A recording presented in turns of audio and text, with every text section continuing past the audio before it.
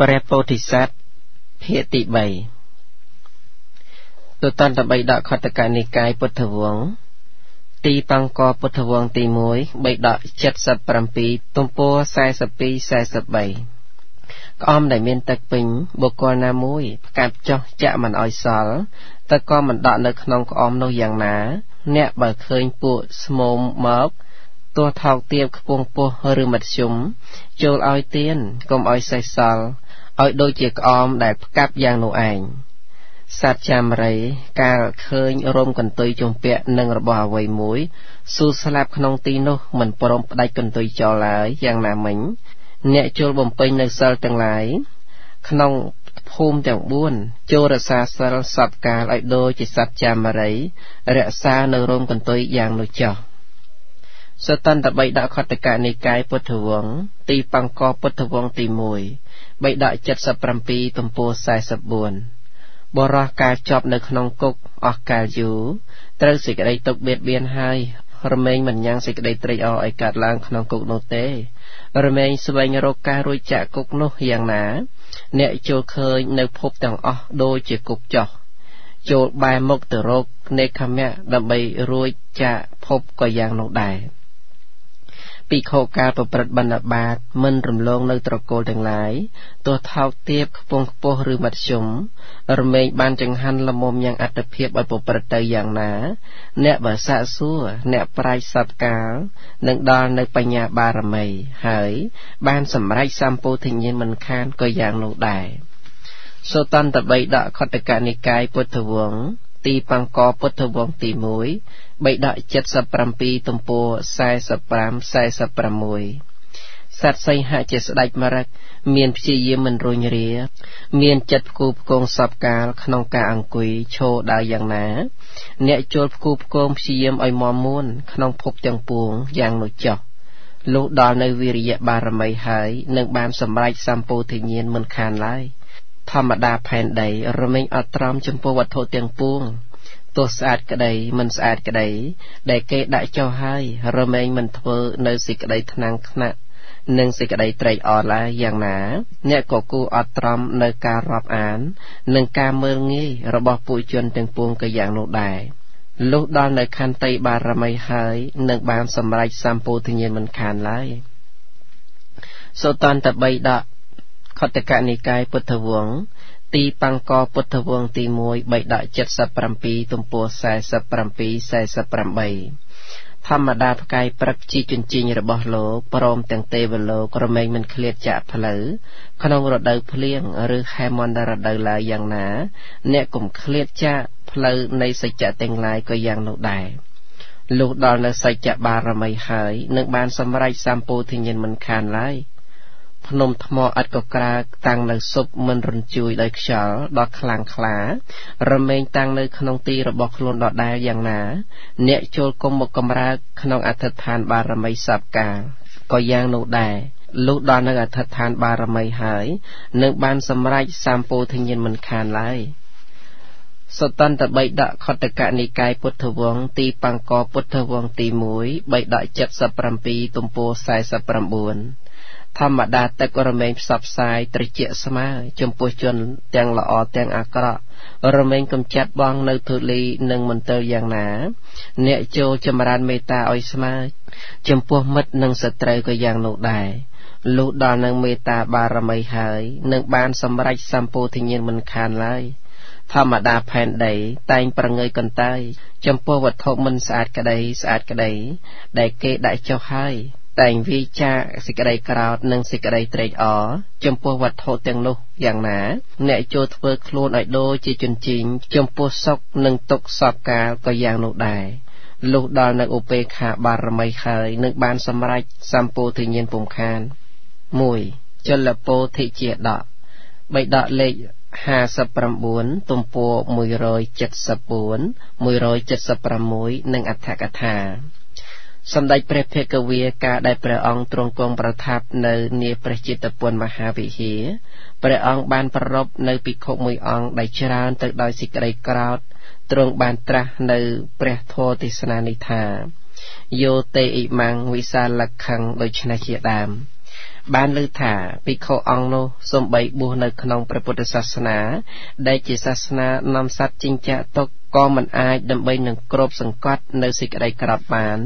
លោកជាបុគ្គលដែលច្រើនទៅដោយសេចក្តីក្រោធច្រើនដោយការទាស់ចិត្តក្រាន់តែគេពលស្ដីឲ្យបន្តិចបន្តួចក៏ក្រែវក្រោធប្រទុះតបមានសភាពដូច្នោះឯងព្រះបរមសាស្តាទ្រង់ជ្រាបថាភិក្ខុអង្គនោះច្រើនដោយសេចក្តីក្រោធដូច្នោះហើយទើបព្រះអង្គត្រាស់ហៅឲ្យភិក្ខុនោះមកហើយទ្រង់ត្រាស់ដូច្នេះថាមនាលភិក្ខុបានលើថាលោកជាបុគ្គលច្រើនដោយសេចក្តីក្រោធពិតមែនឬការដែលភិក្ខុនោះក្រាបទូលថាបបិទ្ធព្រះអង្គដោយចម្រើនពិតដូច្នោះមែនទើបព្រះអង្គទ្រង់ត្រាស់ថាមនាលភិក្ខុដែលឈ្មោះថាសេចក្តីក្រោធលោកគួរតែហាមឃាត់វាព្រោះសេចក្តីក្រោធដែលមានសភាពបែបនេះនឹងធ្វើប្រយោជន៍ឲ្យក្នុងលោកនេះនិងក្នុងលោកខាងមុខនោះមិនមានឡើយលោកបួសក្នុងធម្មវិន័យរបស់ព្រះពុទ្ធដែលមិនក្រោធហើយហេតុអ្វីបានជានៅតែក្រោធពិតណាស់បណ្ឌិតទាំងឡាយពីបុរាណសូម្បីបួសនៅក្នុងលទ្ធិក្រៅព្រះពុទ្ធសាសនាក៏មិនធ្វើនៅសេចក្តីក្រោធដែររួចហើយទ្រង់នាំយករឿងក្នុងអតីតកាលមកសម្ដែងដូចតទៅក្នុងអតីតកាលកាលព្រះបាទព្រហ្មទត្តគ្រប់គ្រងរាជសម្បត្តិក្នុងនគរពារាណសីនាដែនកាសីមានព្រាហ្មណ៍ម្នាក់ជាអ្នកមានភោគសម្បត្តិច្រើនគ្រានោះព្រះបរមពោធិសត្វចតុចៈព្រហ្មលោកមកបដិសន្ធិក្នុងផ្ទៃនៃនាងព្រាហ្មណីកាលដែលប្រសូតហើយពួកញាតិក៏បានដាក់ឈ្មោះថាពោធិកុមារលុះពោធិកុមារចម្រើនវ័យហើយក៏ទៅនគរតកសិលារៀនចប់សិលសាស្ត្រគ្រប់យ៉ាងទើបត្រឡប់មកព្រះនគររបស់ខ្លួនវិញមាតាបិតាបាននាំកូនស្រីដែលមានត្រកូលស្មើគ្នាមកឲ្យទាំងដែលព្រះពោធិសត្វមិនមានការប្រាថ្នាសោះឡើយចំណែកកូនស្រីនោះក៏ចុតិពីព្រហ្មលោកមកកើតដូចគ្នាមានរូបរាងកាយល្អល្អះប្រៀបដូចទេពអប្សរទាំងពីរអង្គាទោះជាមិនប្រាថ្នាក៏ពួកញាតិចាត់ការរៀបអវិហៈវិវាហៈមង្គលឲ្យដែរអ្នកទាំងពីរនៅជាមួយគ្នាមិនមានចិត្តរវើរវាយដោយកិលេសឡើយសូម្បីគ្រាន់តែសម្លឹងមើលគ្នាដោយអំណាចនៃរាគៈក៏មិនមានដែរឯចំណែកមេធនធម៌មិនធ្លាប់ជួបប្រសពសូម្បីតែក្នុងកាលយល់សពទាំងពីរអ្នកជាមានសិលបរិសុទ្ធប្រកបដោយប្រការដូច្នោះឯងក្រោយមកកាលដែលមាតាបិតាធ្វើកាលកិរិយាហើយព្រះពោធិសត្វបានហៅនាងជាភរិយាមកប្រាប់ថាមនានាងដោយចម្រើននាងចូលទទួលទ្រព្យ80កោដនេះទុកចិញ្ចឹមជីវិតឲ្យជាសុខចុះនាងជាភរិយាសួរថាចុះចំណែកអ្នកជាម្ចាស់វិញនោះព្រះបរមពោធិសត្វតបថាខ្ញុំមិនមានកិច្ចដោយទ្រព្យឡើយខ្ញុំនឹងចូលទៅកាន់ដែនដីព្រៃហេមពៀនបួសជាតាបោះធ្វើទីពឹងរបស់ខ្លួននាងជាភរិយាសួរទៀតថាបបិទ្ធអ្នកជាម្ចាស់បព្វជិនោះគួរដល់តែពួកបរោះទេឬព្រះបរមសាស្តាតបថាសូម្បីពួកស្រីក៏គួរដែរណានាងដ៏ចម្រើនភរិយាទៅពោលថាបើដូច្នោះខ្ញុំម្ចាស់មិនទទួលទឹកកំហាកដែលអ្នកជាម្ចាស់ខាក់ស្ដោះចោលនោះទេសូម្បីខ្ញុំក៏មិនមានកិច្ចដោយទ្រព្យដែរខ្ញុំម្ចាស់នឹងបួសជាមួយអ្នកជាម្ចាស់ដែរព្រះបរមពោធិសត្វក៏ទទួលថាសាធុសាធុល្អហើយមនាលនាងដ៏ចម្រើនអ្នកទាំងពីរបានឲ្យមហាទានហើយចេញទៅសាងអាស្រមក្នុងភូមិប្រទេសដ៏ជាទីរីករាយបួសហើយក៏ស្វែងរកផល្លាផលចិញ្ចឹមជីវិតក្នុងទីនោះរហូតដល់10ឆ្នាំតែឈានសមាបត្តិមិនបានកើតឡើងដល់លោកទាំងពីរឡើយគឺឥសីទាំងពីរនៅក្នុងទីនោះ10ឆ្នាំបានសុខដែលកើតអំពីបព្វជិតែប៉ុណ្ណោះដើម្បីសែបសោយនៅរស់ប្រៃជាដើមទើបត្រាច់ចរិតទៅតាមជនបទដល់ព្រះនគរពារាណសីដោយលំដាប់ហើយអាស្រ័យនៅក្នុងព្រះរាជាឧទ្យានថ្ងៃមួយព្រះរាជាទូតប្រណេតឃើញបរោះអ្នករសាសួនកាន់គ្រឿងបណ្ណាការមកកលទើបត្រាស់ថាយើងនឹងទៅកំសាន្តសួនអ្នកចូលជំរះផ្លូវហើយរៀបចំសួនឧទ្យានឲ្យស្អាតព្រះរាជាស្ដេចទៅកាន់ព្រះឧទ្យានដែលនាយឧទ្យានបាលនោះសម្អាតរៀបរយល្អហើយព្រមដោយបរិវារដ៏ច្រើនខណៈនោះឥសីទាំងពីរក៏កំពុងតែគង់នៅក្នុងព្រះរាជាឧទ្យានដែរ បានអង្គុយឲ្យកាលកន្លងទៅដោយសេចក្តីសុខដែលកើតពីបព្វជិព្រះរាជាស្ដេចកំសាន្តព្រះរាជហឫទ័យក្នុងឧទ្យានបានទួតប្រណេតឃើញឥសីទាំងពីរនោះការដែលទ្រង់សម្លឹងមើលនាងបរិពាជិកាដែលមានរូបរាងល្អអស្ចារ្យក៏កើតដំរេកមានហឫទ័យប្រតិព័ទ្ធព្រះអង្គញាប់ញួរដោយអំណាចនៃកិលេសទ្រង់ព្រះតម្រេះថាយើងនឹងសាកសួរមើលសិនតើនាងបរិពាជិកានេះត្រូវជាអ្វីនឹងព្រះតបោះនេះ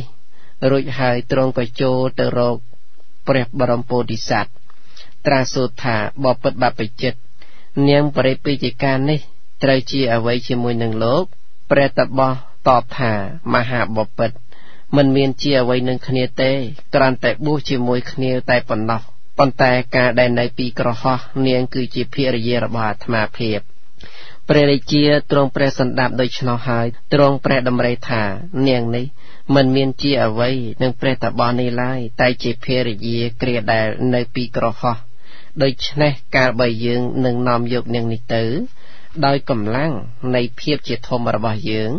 តើព្រះតបោះនេះនឹងធ្វើយ៉ាងណាណោះយើងនឹងសួរសាកមើលសិនរួចហើយព្រះរាជាទើបចូលទៅចិត្តពោលនៅព្រះគាថាទី1ថាយោតេអ៊ីមេសੰវិសាលខੰពេយ៉ាងសមលហាសិណੰអាទាយៈពលៈកិច្ឆយៈកੰនុកយិរាសិព្រាមណៈបើបុគ្គលណាចាប់យកនាងបរិពាជិកានាងមានមុខញញឹមស្រស់ថ្លានេត្រាធំទូលាយដូចរាយមន្តស្នេហ៍គួរជាទីស្រឡាញ់នេះដែលនាងជារបស់អ្នកគឺចាប់ទៅដោយកម្លាំងពលកាមនាលព្រាមតើអ្នកប្រាថ្នានឹងធ្វើអ្វីដល់បុគ្គលនោះបណ្ដាបទទាំងនោះបទថាសੰសិលហាសិណੰបានដល់អ្នកមានផ្ទៃមុខញញឹមតិចតិចបទថាពលៈកិច្ឆយៈបានដល់នាំយកទៅដោយពលិកាគំរាមកំហែងបទថាកੰនុកយិរាសិដោយសេចក្តីថាមនាលព្រាមអ្នកនឹងធ្វើយ៉ាងណាដល់បុគ្គលនោះលំដាប់នោះព្រះបរមពោធិសត្វបានស្ដាប់ព្រះតម្រាស់របស់ព្រះរាជាហើយបានពោលនៅព្រះគាថាទី2ថាឧបច្ចេមេនមុញ្ជយៈអ្នកមេមុញ្ជយៈជីវិតោរជាងវៈវិបលាវុទ្ធិខបមេវៈនិវិរិយេសេចក្តីក្រោធកើតឡើងដល់អាត្មាគឺចេញមកមិនបានឡើយកាលអាត្មានៅមានជីវិតសេចក្តីក្រោធចេញមកមិនបានទេអាត្មាហាមឃាត់ដោយឆាប់រហ័សឲ្យដូចជាភ្លៀងធំរងាប់នៅធូលីក៏បីជ្រាបសេចក្តីនៃព្រះគាថានេះដូច្នេះថាមហាបពិតកាលបើអ្នកនាំយកនាងនេះទៅសេចក្តីក្រោធក៏បីកើតឡើងដល់អាត្មាភាពនៅខាងក្នុងសេចក្តីក្រោធនោះការដែលកើតឡើងក្នុងអាត្មាភាពហើយមិនចេញមកខាងក្រៅទេនិងមិនចេញមកឡើយគឺមិនចេញមកតាមផ្លូវកាយផ្លូវវិជ្ជានិងមុខមាត់អាកប្បកិរិយាដរាបណាដែលអាត្មានៅមានជីវិតដរាបនោះអាត្មានឹងមិនអោយសេចក្តីក្រោធនោះតាំងនៅក្នុងអាត្មាដោយការនៅរួមគ្នាឡើយអាត្មានឹងគ្រប់សង្កត់ហាមឃាត់ដោយមេត្តាភាវនាយ៉ាងឆាប់រហ័សដោយភ្លៀងដែលមានក្របធំធំជំរះលាងធូលីដែលកើតឡើងហើយយ៉ាងឆាប់រហ័សដោយឆ្នោះឯងព្រះបរមពោធិសត្វបានបន្លឺសីហនាថយ៉ាងនេះចំណែកព្រះរាជាសូម្បីទ្រង់បាននៅព្រះសណ្ដាប់ពាក្យរបស់ព្រះបរមពោធិសត្វហើយក៏ដោយក៏មិនអាចនឹងហាមព្រះហឫទ័យរបស់ព្រះអង្គដែលទ្រង់ប្រតិបត្តិបានឡើយព្រះរាជាបានបង្គាប់អាមាត្យម្នាក់ថាអ្នកចូលនាំនាងបរិពាជិកានេះទៅកាន់ព្រះរាជានិវេសអាមាត្យនោះទទួលនៅព្រះរាជបញ្ជាហើយបាននាំនាងបរិពាជិកាទៅដែលនាងបានស្រែកយំទាំងដែលបានពោលថាអធម៌កំពុងប្រព្រឹត្តទៅក្នុងលោកមិនសមគួរឡើយដូច្នេះជាដើមព្រះបរមពោធិសត្វស្ដាប់សំឡេងយំសោករៀបរាប់របស់នាងហើយបានសម្លឹងមើលនាងត្រឹមតែម្ដងប៉ុណ្ណោះមិនបានមើលទៀតឡើយនាងត្រូវបានពួករាជាបុរសនាំយកទៅកាន់ព្រះរាជានិវេសទាំងសម្រេចសោកសៅស្ដេចអន្តរពាលក៏មិនបានបង្អង់ឲ្យយឺតយូរនៅនឹងព្រះរាជាឧទ្យានឡើយទ្រង់ប្រញាប់ត្រឡប់ទៅកាន់ព្រះរាជាវាំងវិញហើយត្រាស់បង្គាប់ឲ្យនាំយកនាងបរិពាជិកានោះមក ព្រះរាជាបានលួងលោមដោយពាក្យស្នេហានិងបានសន្យាប្រគល់យោឲ្យនាងខ្ពងខ្ពស់បានជាធំលើស្រីទាំងឡាយតែនាងបានពរនានៅទោសរបស់យោនិងរៀបរាប់នៅគុណរបស់បព្វជិរឿយៗជានិច្ចព្រះរាជាទ្រង់ប្រើវិធីសពគ្រប់ក៏មិនអាចនឹងចងចិត្តនាងទុកបានឡើយស្ដេចទ្រង់ត្រាស់បង្គាប់ឲ្យឃុំឃាំងនាងក្នុងបន្ទប់ហើយទ្រង់ព្រះតម្រិះថានាងព្រះពាយិកានេះមានសិលមានកល្យាណធម៌មិនប្រាថ្នានៅយោដែលមានសភាពបែបនេះឡើយសូម្បីព្រះតាបសនោះការដែលនាងព្រះពាយិកាដ៏ស្អាតបែបនេះ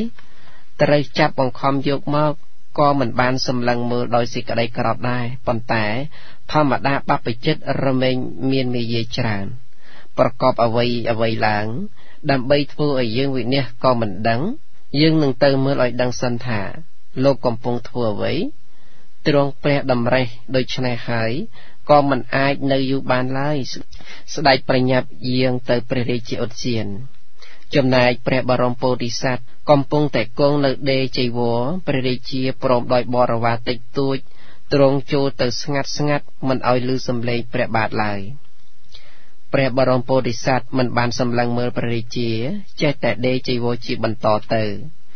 ព្រះរាជាក៏យល់ខុសថាព្រះតាបសនេះមានសេចក្តីក្រោធទើបមិនប្រស្រ័យជាមួយនឹងយើងជាតាបសកោងមុនដំបូងអួតអាងថានឹងមិនឲ្យសេចក្តីក្រោធកើតឡើងឡើយការបើកើតឡើងក៏នឹងគ្របសង្កត់ដោយឆាប់រហ័សតែឥឡូវនេះតាបសប្រហើនដោយសេចក្តីក្រោធមិននិយាយជាមួយនឹងយើងដូច្នេះហើយស្ដេចទើបត្រាស់នៅប្រគាថាទី3ថាយនុពុពេវិកដ្ឋិតោពលមហិវៈអបសិតោស្វ័យជាតុមហិកតោតានិសង្ឃាដឹងសពមច្ចសេថ្ងៃមុនលោកនិយាយអួតអាងយ៉ាងណានោះណឥឡូវថ្ងៃនេះលោកដូចជាអាងកម្លាំងធ្វើជាមិនឃើញយើងហើយនៅស្ងៀមសំងំដេជីវរធ្វើសង្ឃេដីទៅវិញព្រះបរមពោធិសត្វបានស្ដាប់ដូច្នោះទើបគិតថាព្រះរាជាអង្គនេះយល់ខុសចំពោះយើងដែលយើងមិនប្រស្រ័យជាមួយនឹងព្រះអង្គថាយើងស្ងៀមដោយអំណាចនៃសេចក្តីក្រោធយើងនឹងទូលព្រះអង្គនៅសេចក្តីដែលយើងមិនលុះក្នុងអំណាចនៃសេចក្តីក្រោធដែលកើតឡើងឲ្យទ្រង់ជ្រាបក្នុងទីនេះ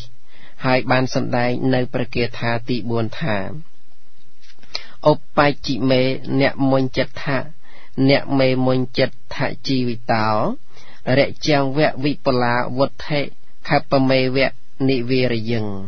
សេចក្តីក្រោធកើតឡើងដល់អាត្មាគឺចេញមកមិនបានឡើយកាលអាត្មានៅមានជីវិតសេចក្តីក្រោធចេញមកមិនបានទេអាត្មាហាមឃាត់ដោយឆាប់រហ័សឲ្យដូចជាភ្លៀងធំរងាប់នៅធូលីព្រះរាជាទ្រង់ព្រះសណ្ដាប់ដូច្នោះហើយទ្រង់ព្រះតម្រិះថាតាបសនេះនិយាយសម្ដៅចំពោះតែសេចក្តីក្រោធប៉ុណ្ណោះឬសម្ដៅដល់សិល្បៈអ្វីដតីផងយើងនឹងសួរលោកសិនការដែលទ្រង់ត្រាស់សួរបានត្រាស់នៅព្រះគាថាទី5ថាកន្តេឧបច្ចិណោមុញចេកន្តេអ្នកមុញចិជីវិតោរិជាងវៈវិបលាវុទ្ធិកតមੰតវាងនិវិរយិសេចក្តីក្រោធកើតឡើងដល់លោកគឺចេញមកមិនបាននោះតើដូចម្ដេចការលោកនៅមានជីវិតសេចក្តីក្រោធចេញមកមិនបាននោះតើយ៉ាងណាលោកពោលហាមឃាត់នៅសេចក្តីក្រោធដោយឆាប់រហ័សឲ្យដូចជាភ្លៀងធំរងាប់នៅធូលីនោះតើយ៉ាងណាដែរព្រះបរមពោធិសត្វបានស្ដាប់ដូច្នោះហើយក៏បានពោលថាមហាបពិតសេចក្តីក្រោធមានសេចក្តីទោសដោយច្រើនសន្ធឹកប្រកបដោយមហន្តរាយសេចក្តីក្រោធមួយបែបកើតដល់អាត្មាភាពហើយតែអាត្មាភាពបានហាមឃាត់នៅសេចក្តីក្រោធដែលកើតឡើងហើយនោះដោយមេត្តាភាវនាដូច្នេះហើយការដែលនឹងប្រកាសទោសនៃសេចក្តីក្រោធទៅពលគេថាទាំងអស់នេះថាយមហេចេតេនបស្សតិអជាតេសាធុបស្សតិសោមេឧបច្ចិណោមុច្ចេកោថោទុំមេធកោចរោកាលសេចក្តីក្រោធកើតឡើងហើយបុគ្គលរមែងមើលមិនឃើញនៅប្រយោជន៍របស់ខ្លួននិងប្រយោជន៍របស់អ្នកដទៃឡើយកាលបើសេចក្តីក្រោធមិនកើតឡើងទេបុគ្គលទៅមើលឃើញបានដោយប្រពៃសេចក្តីក្រោធនោះកើតឡើងដល់អាត្មាភាពហើយ ចេញមកមិនបានឡើយសេចក្តីក្រោធជាទីគោចររបស់មនុស្សល្ងងខ្លៅសេចក្តីក្រោធជាទីគោចររបស់បុគ្គលល្ងងខ្លៅយានជាតេអ្នកនន្តន្តេអមិត្តាទុក្ខមេសិណោសោមេឧបច្ចិណោមុញ្ចេកោថោទុំមេធកោចរោបុគ្គលទាំងឡាយដែលជាសត្រូវនឹងយើងជាអ្នកស្វែងរកសេចក្តីស្ទុកឲ្យយើងរមែងត្រេកអរនឹងយើងដែលមានសេចក្តីក្រោធកើតឡើងបុគ្គលអ្នកក្រោធជាសត្រូវដល់ខ្លួនឯងស្វែងរកទុកមកដាក់ខ្លួនសេចក្តីក្រោធនោះកើតឡើងដល់អាត្មាភាពហើយចេញមកមិនបានឡើយសេចក្តីក្រោធជាទីគោចររបស់បុគ្គលល្ងងខ្លៅយសមិញ្ចៈជាយមានណាស្មឹងសតតថាំងនាវពុជតិសោមេឧបច្ចិណោមុញ្ចេកោថោទុំមេធកោចរោកាលសេចក្តីក្រោធកើតឡើងហើយបុគ្គលរមែងមិនដឹងនៅប្រយោជន៍របស់ខ្លួនសេចក្តីក្រោធនោះកើតឡើងដល់អាត្មាភាពហើយចេញមកមិនបានឡើយសេចក្តីក្រោធជាទីគោចររបស់បុគ្គលល្ងងខ្លៅយេនាភិភូតោកុសលังជាហាតេបរករេវិពលញ្ចាបេអដ្ឋังសភីសសេណោពលវាបមន្តិកោថោមហារាជៈអ្នកមេអមុញ្ញថាបបិទ្ធមហារាជបុគ្គលត្រូវសេចក្តីក្រោធណាគ្រប់សង្កត់ហើយរមែងលះបង់ចោលនៅកុសលផងធ្វើប្រយោជន៍ដ៏ធំទូលាយឲ្យសាបសូន្យផងបុគ្គលអ្នកក្រោធនោះត្រូវសេនាគឺកិលេសមួយកងពលធំដែលគួរឲ្យខ្លាចមាននៅកម្លាំងគ្រប់សង្កត់ញោមញីឲ្យលុះក្នុងអំណាចបានប៉ុន្តែសេចក្តីក្រោធនោះមិនអាចចេញពីអាត្មាភាពបានឡើយកត្ថាស្មឹងមត្ថមានណាស្មឹងបាវកោនាមជាយតិតមេវកថាំងតហតេយសមាសោជាយតេកិនិធម្មតាភ្លើងរមែងកើតក្នុងឈើដែលពូតគឺគូតគ្នាទាល់តែក្តៅរហូតឆេះចេញជាភ្លើងនោះកើតអំពីឈើណាក៏ឆេះនៅឈើនោះវិញអេវាំងមន្តសបោសសៈពេលសៈអវិជ្ជានតោសារំភាជាយតេកោថោសោបិតេនេវៈដេយហតេសេចក្តីក្រោធរមែងកើតឡើងដល់បុគ្គលពេលជាមនុស្សល្ងងខ្លៅមិនដឹងសេចក្តីពិតព្រោះការប្រជែងយកឈ្នះរៀងខ្លួនម្ល៉េះហើយគេក៏ត្រូវសេចក្តីក្រោធនោះឯងដុតឈួលឆាបឆេះអគិវៈតេនកត្ថាស្មឹងកោថោយសៈបវត្តតេនិហយតេតសយសោកាលបខេវៈចន្តិមេសេចក្តីក្រោធរមែងចម្រើនឡើងដល់បុគ្គលណាដោយភ្លើងដែលចម្រើនឡើងក្នុងគំនរស្មៅនឹងឈើដូច្នោះឯងយោរបស់បុគ្គលនោះរមែងសាបសូន្យដោយប្រច័នខាងរណយអនិន្ទោធូមកេតោវៈកោថោយសោបសម្មតិអពរតិតសយសោសុកបកេវៈចន្តិមេតេសេចក្តីក្រោធរបស់បុគ្គលណាស្ងប់រងាប់ដោយភ្លើងដែលអស់ស្មៅអស់ឈើដូច្នោះយោរបស់បុគ្គលនោះរមែងបរិបូរដោយប្រច័នខាងខ្នើតទាំង8គាថាមានអត្តកថាដូចតទៅបណ្ដាបទទាំងនោះបទថាអ្នកបសតិគឺរមែងមិនឃើញសូម្បីតែប្រយោជន៍ខ្លួនឯងចាំបាច់ពោលទៅអ្វីដល់ប្រយោជន៍អ្នកដទៃបទថាសាធុបសតិបានដល់រមែងឃើញប្រយោជន៍ទាំងពីរគឺប្រយោជន៍ខ្លួននិងប្រយោជន៍អ្នកដទៃបានដោយប្រពៃបទថាទុំមេធកោចរោសេចក្តីក្រោធគឺជាកន្លែងធានារ៉ាប់រងនៃបុគ្គលដែលប្រាសចាកបញ្ញាទាំងឡាយបទថាទុក្ខមេសិណោគឺចង់បានទុកមកដាក់ខ្លួនបទថាសតតថាំងបានដល់ប្រយោជន៍របស់ខ្លួនគឺសេចក្តីចម្រើនទាំងដោយអត្តទាំងដោយធម៌បទថាបរករេបានដល់ធ្វើប្រយោជន៍ធំទូលាយឲ្យជារបស់អ្នកដទៃអ្នកទាំងឡាយចូលនាំចេញទៅអាត្មាមិនត្រូវការដោយអ្វីនេះទេពោលគឺធ្វើប្រយោជន៍ដ៏ធំឲ្យវិនិច្ឆ័យសាបសូន្យបទថាសភីសមេណោដោយសេចក្តីថាគេប្រកបដោយសេនាគឺកិលេសមួយកងពលធំដែលនឹងញ៉ាំងភ័យឲ្យកើតឡើងបទថាបមន្តិគឺព្រោះអំណាចដែលខ្លួនមានសេនាគឺកិលេសច្រើនទើបជាអ្នកអាចចាប់សត្វទាំងឡាយមកគ្រប់សង្កត់ញោមញីធ្វើឲ្យនៅក្នុងអំណាចរបស់ខ្លួនបាននេះសម្ដែងអំពីអំណាចនៃសេចក្តីក្រោធបទថាអ្នកមេអមុញ្ញថៈអដ្ឋកថាថាអ្នកមេអមុញ្ញចិត្តថា ដោយសេចក្តីថាមិនបានរបូតចេញពីសំណាក់នៃអាត្មាភាពឡើយបទថាកថាស្មឹងអត្ថមានស្មឹងបានដល់ឈើដែលគេយកមកគូតគ្នាបទថាយេស្មាដោយសេចក្តីថាភ្លើងកើតឡើងអំពីឈើណាក៏ដុតឈើនោះឯងភ្លើងឈ្មោះថាកិនិបទថាពេលសៈអវិជ្ជាណតោគឺបុគ្គលល្ងងខ្លៅមិនដឹងការពិតបទថាសាវរម្ភាជាយទេដោយសេចក្តីថាសេចក្តីក្រោធរមែងកើតឡើងដល់បុគ្គលដែលទាញទៅទាញមកព្រោះប្រណាំងប្រជែងគ្នាដោយមានការធ្វើឲ្យហួសហេតុជាលក្ខណៈដោយភ្លើងព្រៃដែលកើតឡើងពីការកូតគ្នានៃឈើដូច្នោះឯងបទថាសបេតេនេវៈដោយសេចក្តីថាដែលគេជាមនុស្សល្ងងខ្លៅដូច្នោះទើបគេនោះត្រូវសេចក្តីក្រោធដុតឲ្យឆេះក្តៅរលរាលដល់នៅសេចក្តីអន្តរាយដោយឈើដែលត្រូវភ្លឹងឆេះកំតិចដូច្នោះដែរបាទនៃគាថាអនិន្ទោធូមកេតោវៈអត្តកថាថាធូមកេតោវៈប្រែថាដូចភ្លើងដែលមិនមានអ្វីដាក់ឲ្យឆេះបទថាតសៈជាដើមដោយសេចក្តីថាយោដែលបុគ្គលប្រកបដោយអធិវាសនៈខន្តីនោះបានហើយរមែងពេញបរិបូរណ៍ដោយព្រះច័ន្ទខាងខ្នត់ដូច្នោះឯងព្រះរាជាទ្រង់ព្រះសម្ដាប់នៅធម្មកថារបស់ព្រះពោធិសត្វហើយក៏ត្រេកអរទើបបង្គាប់ឲ្យអាមាត្យម្នាក់ទៅនាំនាងព្រះពាជិកាមកវិញហើយទ្រង់ត្រាស់ថាបបិទ្ធលោកម្ចាស់ដ៏ចម្រើនដោយលោកម្ចាស់មិនមានសេចក្តីក្រោធសូមលោកទាំងពីរតាំងនៅក្នុងសេចក្តីសុខដែលកើតអំពីបព្វជិក្នុងព្រះរាជាឧទ្យាននេះចុះខ្ញុំនឹងជួយពិភៈរក្សាប្រកបដោយធម៌អស់លោកទាំងពីរព្រះរាជាសូមខមាទោសនមស្ការព្រះតបោះហើយស្ដេចក៏បានចេញទៅបព្វជិតទាំងពីរអង្គបានគង់នៅក្នុងព្រះរាជាឧទ្យាននោះឯងក្រោយមកនាងព្រះពាជិកាក៏ដល់នៅមរណភាពចំណែកព្រះបរមពុរិស័ទកាលដែលនាងព្រះពាជិកាដល់នៅមរណភាពហើយ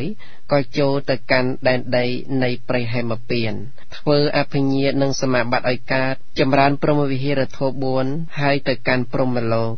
ព្រះបរមសាស្តាកាលដែលព្រះអង្គទ្រង់នាំយកព្រះធម៌ទេសនានេះមកសម្ដែងហើយព្រះអង្គប្រកាសនៅសច្ចធម៌វេលាចាប់សច្ចធម៌ភិក្ខុដែលច្រើនដោយសេចក្តីក្រោធនោះក៏បានសម្រេចនៅព្រះអនាគាមិផលព្រះទស្សពលទ្រង់ប្រជុំជាដកថានាងព្រះពាជិកាក្នុងគ្រានោះបានមកជាមាតារបស់រាហុលក្នុងពេលនេះព្រះរាជាក្នុងគ្រានោះបានមកជាអានន្ទក្នុងពេលនេះចំណែកព្រះតបោះព្រះពាជៈបានមកជាតថាគតដូច្នេះឯងចប់ចលពោធិជាដកសូមអនុមោទនាអត់គួរជ្រាបមានប្រាក់ខែសែនកោដឬច្រើនជាងប៉ុន្មានក៏ដោយក៏មិនអាចទិញសេចក្តីល្អយកមកដាក់ខ្លួនបានឡើយមានតែការស្ដាប់ពាក្យជាសុភាសិតហើយធ្វើទុកក្នុងចិត្តឲ្យបានត្រឹមត្រូវប៉ុណ្ណោះទើបសេរីសុស្ដីគឺសេចក្តីល្អចម្រើនឡើងក្នុងខ្លួនដោយព្រះរាជាក្នុងរឿងនេះឯង2លោមសៈកសបៈជាដកបៃដកលេខ59ទំព័រ148 149និងអត្ថកថាព្រះវិចិត្រមាការដែលព្រះអង្គទ្រង់គង់ប្រថាប់នៅនាព្រះចេតពុនមហាវិហារទ្រង់ប្ររពនៅភិក្ខុមួយអង្គដែលលោកចង់សឹកទើបត្រាស់នៅព្រះជាដកនេះមានពាក្យថាអសៈអិនតសមោរិជ្ជៈបណ្ណជាដើមដោយសេចក្តីសង្ខេបក្នុងរឿងនេះគឺព្រះបរមសាស្តាត្រាស់សួរភិក្ខុនោះថាមនាភិក្ខុលើថាអ្នកចង់សឹកពិតមែនឬការដែលភិក្ខុអង្គនោះក្រាបទូលថាបបិទ្ធព្រះអង្គដោយចម្រើនពិតមែនដូច្នេះទើបព្រះបរមសាស្តាត្រាស់ថាមនាភិក្ខុខ្យល់ដែលបោកភ្នំសេនេរុឲ្យញាប់ញ័របានដូចម្ដេចទើបមិនបោកស្លឹកឈើចាស់ចាស់ឲ្យញាប់ញ័របាននោះសំបីបុគ្គលដែលដល់ព្រមដោយយោសពគ្រប់ក៏នៅធ្លាក់ចូលក្នុងសេចក្តីវិនាសនៅយោនោះព្រោះថាឈ្មោះថាកិលេសរមែងធ្វើសត្វដែលបរិសុទ្ធឲ្យសៅមងបានចាំបាច់ពោលទៅអ្វីដល់បុគ្គលដូចជាភិក្ខុឯងនេះរួចហើយព្រះដ៏មានព្រះភិក្ខទ្រង់ក៏បាននាំយករឿងក្នុងអតីតមកសម្ដែងដូចតទៅក្នុងអតីតកាលអរោះរបស់ព្រះបាទព្រហ្មទត្តគ្រប់គ្រងព្រះនគរពរិណសីព្រះនាមព្រហ្មទត្តកុមារនិងបុត្ររបស់បរោហិតឈ្មោះថាកសបៈជាសម្លាញ់នឹងគ្នា រៀនសិល្បៈគ្រប់យ៉ាងក្នុងត្រកូលអាចារ្យជាមួយគ្នាក្រោយមកការដែលព្រះរាជាបិតាសោយព្រះទីវង្គតព្រហ្មទត្តកុមារក៏បានគ្រងរាជសម្បត្តិពេលនោះកស្សបៈកុមារគិតថាសម្លាញ់របស់យើងជាព្រះរាជាទ្រង់ប្រកាសជាព្រះរាជាទានភាពជាធំឲ្យយើងដោយពិតតើប្រយោជន៍អ្វីដោយភាពជាធំសម្រាប់យើងនឹងលាមេត្តាបិតានិងព្រះរាជាចេញទៅបួសវិញការដែលកស្សបៈកុមារគិតដូច្នោះហើយទើបបានថ្វាយបង្គំលាព្រះរាជានិងមេត្តាបិតាទៅកាន់ដែនដីនៃព្រៃហេមពៀនបួសជាតបោះក្នុងថ្ងៃទី7ក៏បាននៅអភិញ្ញានិងសមាបត្តិចិញ្ចឹមជីវិតដោយផ្លែឈើមនុស្សទាំងឡាយនាំគ្នាហៅព្រះតបោះថាលោមសកស្សបៈព្រះតបោះមានឥន្ទ្រីស្ងប់ប្រងាប់ដល់ក្រៃលែងមានតបៈខ្លាំងក្លាធ្វើឲ្យភពរបស់សកទេវរាជញាប់ញ័រដោយដេកជះនឹងតបៈរបស់ព្រះតបោះនោះឯងលំដាប់នោះសកទេវរាជទ្រង់ពិចារណាមើលឃើញហេតុដូច្នោះហើយទ្រង់ព្រះតម្រេះថាព្រះតបោះនេះមានដេកជះខ្ពង់ខ្ពស់ណាស់នឹងធ្វើឲ្យយើងឃ្លាតចាទីអំពីភាពជាព្រះអិនបានយើងនឹងរួមដៃជាមួយនឹងស្ដេចក្រុងព្រាណសីទម្លាយតបៈរបស់តបោះនោះគ្រានោះសកទេវរាជបានចូលទៅកាន់បន្ទប់សិរីសយាសនៈរបស់ព្រះបាទក្រុងព្រាណសីក្នុងវេលាពាក់កណ្ដាលនៃរាត្រីសម្ដែងអានុភាពទ្រង់ជាព្រះអិនបណ្ដាលឲ្យបន្ទប់ភ្លឺស្វាងដោយរស្មីនៃព្រះសិរីទ្រង់អណ្ដែតឯកដល់អាកាសក្នុងសំណាក់នៃព្រះរាជាហើយត្រាស់ហៅព្រះរាជាថាសកៈមារាជចូលក្រោកឡើងអ្នកជានរណាសកៈយើងគឺសកទេវរាជរាជាព្រះអង្គយាងមកដើម្បីអ្វីសកៈមហារាជព្រះអង្គត្រូវការភាពជាឯករាជ្យក្នុងចម្ពោះទ្វីបទាំងអស់ឬមិនត្រូវការទេព្រះរាជារឿងអ្វីដែលមិនត្រូវការសកទេវរាជបើដូច្នោះសូមព្រះអង្គនាំលោមសកស្សបៈតបោះមកបូជាបសុឃាតយញ្ញព្រះអង្គនឹងស្មើដោយសកទេវរាជមិនចាស់ហើយមិនស្លាប់គ្រប់គ្រងរាជសម្បត្តិក្នុងចម្ពោះទ្វីបព្រះអិនបានពោលគាថាទី1ថាអសអន្តសមោរាជៈអចន្តិអជរាមរោសចេថ្វាំងយញ្ញੰជជយៈអិសង្ឃលោមៈសកស្សបាំងបបិទ្ធព្រះរាជាបើព្រះអង្គញ៉ាំងឥសីឈ្មោះលោមសកស្សបៈឲ្យមកបូជាយញ្ញបានព្រះអង្គនឹងបានទៅជាបុគ្គលមិនចាស់មិនស្លាប់ស្មើនឹងព្រះអិនដោយពិតបណ្ដាបទទាំងនោះបទថាអសៈប្រែថានឹងបានជាបទថាយៈជយៈដោយសេចក្តីថាបើព្រះអង្គនាំឥសីលោមសកស្សបៈពីទីនៅក្នុងព្រៃមកបូជាយញ្ញបានលំដាប់នោះព្រះរាជាទ្រង់ព្រះសណ្ដាប់ព្រះតម្រាស់របស់សកទេវរាជហើយព្រះអង្គក៏ទទួលថាល្អហើយគ្រានោះសកទេវរាជត្រាស់តឿនថាបើដូច្នោះសូមព្រះអង្គគុំក៏បីបងឯបងអង្គឡើយហើយក៏បាត់អំពីទីនោះទៅថ្ងៃស្អែកឡើងព្រះរាជាត្រាស់បង្គាប់ឲ្យហៅអាមាត្យឈ្មោះសីហៈមកត្រាស់ថាណែអាមាត្យអ្នកចូលទៅកាន់សំណាក់លោមសកស្សបៈដែលជាសម្លាញ់របស់យើងចូលនិយាយតាមពាក្យរបស់យើងយ៉ាងនេះថាបបិទ្ធព្រះតបោះព្រះរាជាសូមឲ្យលោកម្ចាស់បូជាបសុឃាតយញ្ញព្រះរាជានឹងបានជាឯករាជ្យលើចម្ពោះទ្វីបឯចំណែកលោកម្ចាស់ត្រូវការប្រទេសប៉ុណ្ណាព្រះរាជានឹងព្រះរាជទានប្រទេសប៉ុណ្ណោះដល់លោកម្ចាស់អាមាត្យសីហៈបានស្ដាប់ដូច្នោះហើយក៏ក្រាបទូលព្រះរាជាថាល្អហើយព្រះករុណាថ្លៃវិសេសអាមាត្យសីហៈបានវាយស្គរប្រកាសក្នុងព្រះនគរដើម្បីបានដឹងទីនៅនៃព្រះតបោះការដែលអ្នកដើរព្រៃម្នាក់ប្រាប់ថាខ្ញុំបានដឹងក៏បានឲ្យអ្នកដើរព្រៃនោះជាអ្នកនាំផ្លូវទៅព្រមដោយបរិវារយ៉ាងច្រើនទៅដល់ហើយបាននាំគ្នាថ្វាយបង្គំព្រះតបោះរួចក៏អង្គុយក្នុងទីដ៏សមគួរទើបអាមាត្យសីហៈរៀបចំពីដំណើរមកនិងប្រកាសរាជសាសន៍ឲ្យព្រះតបោះបានជ្រាបព្រះតបោះស្ដាប់ពាក្យរបស់អាមាត្យសីហៈហើយទើបពោលថាមនាសីហៈអ្នកនិយាយអ្វីហ្នឹង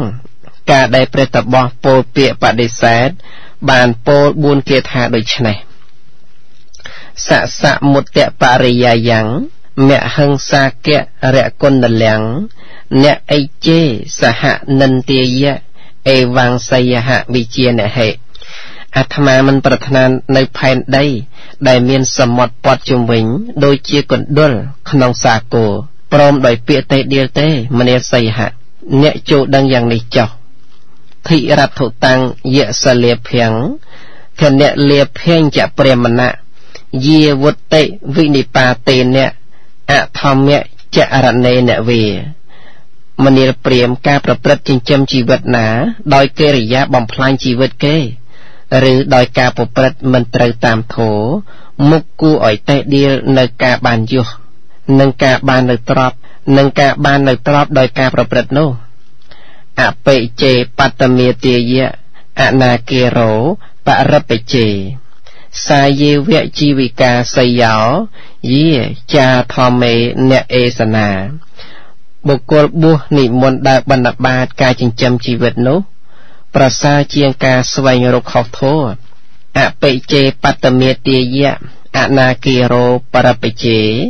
អញ្ញអហិង្សយ៉ាងលោកេអបិរិជេនតាំងវរាំងបុគ្គលបួសនិមន្តដើរបណ្ឌបាតដោយមិនបៀតបៀនជនដទៃដំណើរនោះប្រសើរជាងរាជសម្បត្តិក្នុងលោកទៅទៀតបណ្ដាបទទាំងនោះបទថាសសមុត្តបរិយាយ៉ាងគឺដែលមានសមុទ្រព័ទ្ធជុំវិញបទថាសាករៈគុណលាំងគឺដែលប្រកបដោយសាគរព័ទ្ធជុំវិញទ្វីបទាំង4ដោយកណ្ដុរដែលគេពាក់នឹងត្រចៀកដូចនោះឯងបទថាសហនិន្ទាយៈដោយសេចក្តីគឺលោមសកសបៈតបោះពោលថាអាត្មាមិនប្រាថ្នាសំបីមហាប្រតិពីដែលមានចក្រវាលទីបំផុតព្រមដោយពាក្យនិន្ទាថាលោមសកសបៈតបោះនេះបានធ្វើបសុខេតកកម្មហើយបទថាយាវុតិវិនិបាតេនៈលោមសកសបៈតបោះសម្ដែងថាយើងតេដៀលការប្រព្រឹត្តទៅនៃជីវិតបែបនោះគឺតេដៀលដោយការប្រព្រឹត្តនោះព្រោះជាកម្មដែលធ្វើឲ្យធ្លាក់ទៅនរកបទថាសាយេវៈជីវិកាដោយសេចក្តីថាការរស់នៅដោយវិធីបណ្ឌបាតដើរចូលទៅកាន់ផ្ទះនៃអ្នកដទៃស្វែងរកអាហាររបស់បព្វជិតនោះឯងល្អជាងការបានយុះបានទ្រព្យរាប់រយពាន់ដងទៅទៀតបទថាអបិរិជេនតាំងវរាំងដោយសេចក្តីថាការវិចារអំពើអាក្រក់របស់បព្វជិតដោយជាបុគ្គលមិនបៀតបៀនអ្នកដទៃនោះប្រសើរជាងភាពជាបរិជាក្នុងចម្ពោះទ្វីបទាំងអស់អាមាត្យស្ដាប់ពាក្យរបស់ព្រះតបោះនោះហើយបានត្រឡប់មកក្រាបទូលដល់ព្រះរាជាទ្រង់ព្រះសណ្ដាប់ដូច្នោះក៏ត្រាស់ថាបើលោកមិនមកយើងក៏មិនអាចធ្វើអ្វីបានហើយទ្រង់ក៏ស្ងៀមទៅលំដាប់នោះសកទេវរាជស្ដេចយាងមកពេលអាត្រិតម្ដងទៀតទ្រង់ប្រថាប់នៅក្នុងអាកាសត្រាស់ថាបពិតមហារាជហេតុអ្វីទើបព្រះអង្គមិនត្រាស់បង្គាប់ឲ្យលោមសកសបៈតបោះមកបូជាយ៉ាញ់ព្រះរាជាត្រាស់ថាខ្ញុំព្រះអង្គបានបញ្ជូនអាមាត្យទៅប្រាប់ហើយតែលោកមិនមកសកទេវរាជត្រាស់ថាបពិតមហារាជបើដូច្នោះចូលព្រះអង្គតាក់តែងព្រះនាងចន្ទវតីដែលជាព្រះរាជធីតារបស់ព្រះអង្គហើយប្រគល់ឲ្យអាមាត្យសយហៈនាំទៅប្រាប់ថាបើលោកម្ចាស់ទៅបូជាយ៉ាញ់ព្រះរាជានិងព្រះរាជទាននៅព្រះរាជធីតានេះដល់លោកម្ចាស់ដូច្នេះព្រះតបោះនោះនឹងមានចិត្តប្រតិបត្តិដល់ព្រះរាជធីតាប្រកាសថាមកមិនខានឡើយព្រះរាជាទ្រង់ព្រះសណ្ដាប់ហើយទ្រង់ក៏ទទួលថាល្អមែនថ្ងៃស្អែកឡើងព្រះរាជាទ្រង់ប្រគល់ព្រះរាជធីតានៃព្រះអង្គឲ្យអាមាត្យសយហៈនាំយកទៅអាមាត្យសយហៈនាំព្រះរាជធីតាទៅក្នុងទីនោះបានថ្វាយបង្គំព្រះតបោះហើយបានសម្ដែងនៅព្រះរាជធីតាដែលមានរូបស្អាតដូចជាទេពអប្សរដល់ព្រះតបោះលំដាប់នោះព្រះតបោះបានបែកធ្លាយនៅឥន្ទ្រីព្រមជាមួយគ្នានឹងការសម្លឹងមើលព្រះរាជធីតានោះឯងព្រះតបោះមានចិត្តប្រតិបត្តិស្រឡាញ់ព្រះរាជធីតាហើយក៏សូនចាក់ឈានអាមាត្យសយហៈដឹងថាព្រះតបោះមានចិត្តប្រតិបត្តិជំពាក់ចំពោះព្រះរាជធីតាដូច្នោះហើយ ទៅពោលថាបបិទ្ធលោកម្ចាស់និមន្តទៅបូជាយ៉ាញ់ព្រះរាជានិងព្រះរាជទាននៅព្រះរាជធីតានេះឲ្យជាបតៈបរិចារិកាសម្រាប់លោកម្ចាស់ព្រះតបោះកំពុងតែញាប់ញ័រទៅដោយអំណាចកិលេសទើបសួរបញ្ជាក់ថាបានឮថាព្រះរាជានិងព្រះរាជទាននៅព្រះរាជធីតានេះដល់អាត្មាមែនឬអាមាត្យក៏តបថាត្រូវហើយព្រះរាជានិងព្រះរាជទានដល់លោកម្ចាស់ដែលជាអ្នកបូជាយ៉ាញ់ព្រះតបោះពោលថាល្អណាស់កាលបើយើងបានព្រះរាជធីតានេះយើងនឹងបូជាយ៉ាញ់រួចហើយព្រះតបោះបានរៀបចំនៅជាដាឲ្យមានសភាពស្រួលបួលនាំព្រះរាជធីតាឡើងរថដែលប្រដាប់តាក់តែងល្អហើយមកកាន់ព្រះនគរព្រះនសីព្រះរាជាបានជ្រាបថាព្រះតបោះមកហើយក៏ត្រាស់បង្គាប់ឲ្យតាំងពិធីឡើងនៅឯរណ្ដៅបូជាយ៉ាញ់សម្រាប់ព្រះតបោះនោះឯងការដែលបានទូតប្រណេតឃើញព្រះតបោះមកដល់ក៏ត្រាស់ថាលោកបូជាយ៉ាញ់ក្នុងថ្ងៃស្អែកនេះយើងនឹងជាអ្នកស្មើដោយព្រះឥន្ទពេលដែលបូជាយ៉ាញ់ចប់ស្រេចបាច់ហើយ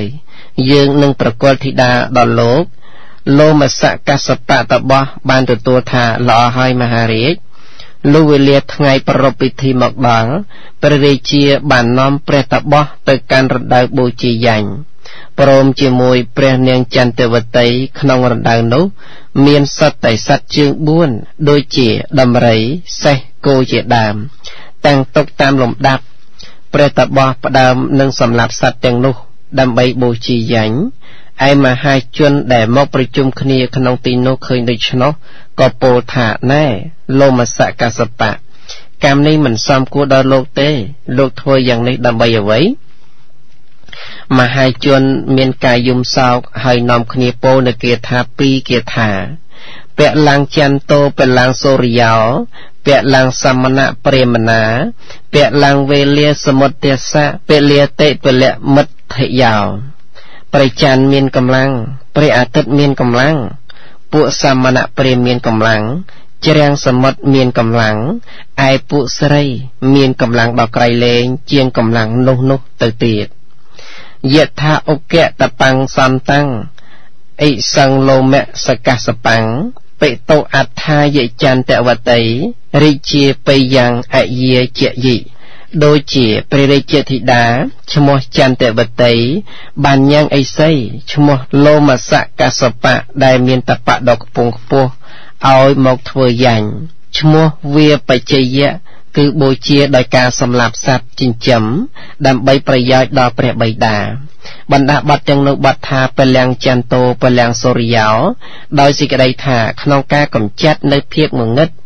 ក្នុងលោកឈ្មោះថាកម្លាំងដតីរមែងមិនមានក្នុងការកម្ចាត់នៅភាពងងឹតដ៏ក្រៃលែងនេះមានតែព្រះច័ន្ទនិងព្រះអាទិត្យប៉ុណ្ណោះទើបមានកម្លាំងបទថាសមណៈព្រាមណាដោយសេចក្តីថាក្នុងការអត់ធន់ចំពោះកម្លាំងនៃអត្ថារម្មណ៍គឺអារម្មណ៍ជាទីពេញចិត្តនិងអនិច្ចារម្មណ៍គឺអារម្មណ៍មិនជាទីពេញចិត្តសមណៈព្រាមដែលប្រកបដោយកម្លាំងខន្តីនិងកម្លាំងញាណឈ្មោះថាមានកម្លាំងបទថាពលំវេលាសមុទ្ទេសៈដោយសេចក្តីថាជ្រាំងនៃមហាសមុទ្រឈ្មោះថាមានកម្លាំងព្រោះអាចទប់ទឹកមហាសមុទ្របានបទថាពលិតិពលៈមិទ្ធយោដោយសេចក្តីថាស្រីទាំងឡាយឈ្មោះថាមានកម្លាំងដ៏ក្រៃលែងជាងកម្លាំងទាំងអស់ព្រោះអាចនឹងនាំបរិសុទ្ធដែលមានការចេះដឹងល្អតែមានតម្រេកឲ្យមកក្នុងអំណាចរបស់ខ្លួនហើយឲ្យវិន័យបានអธิบายថា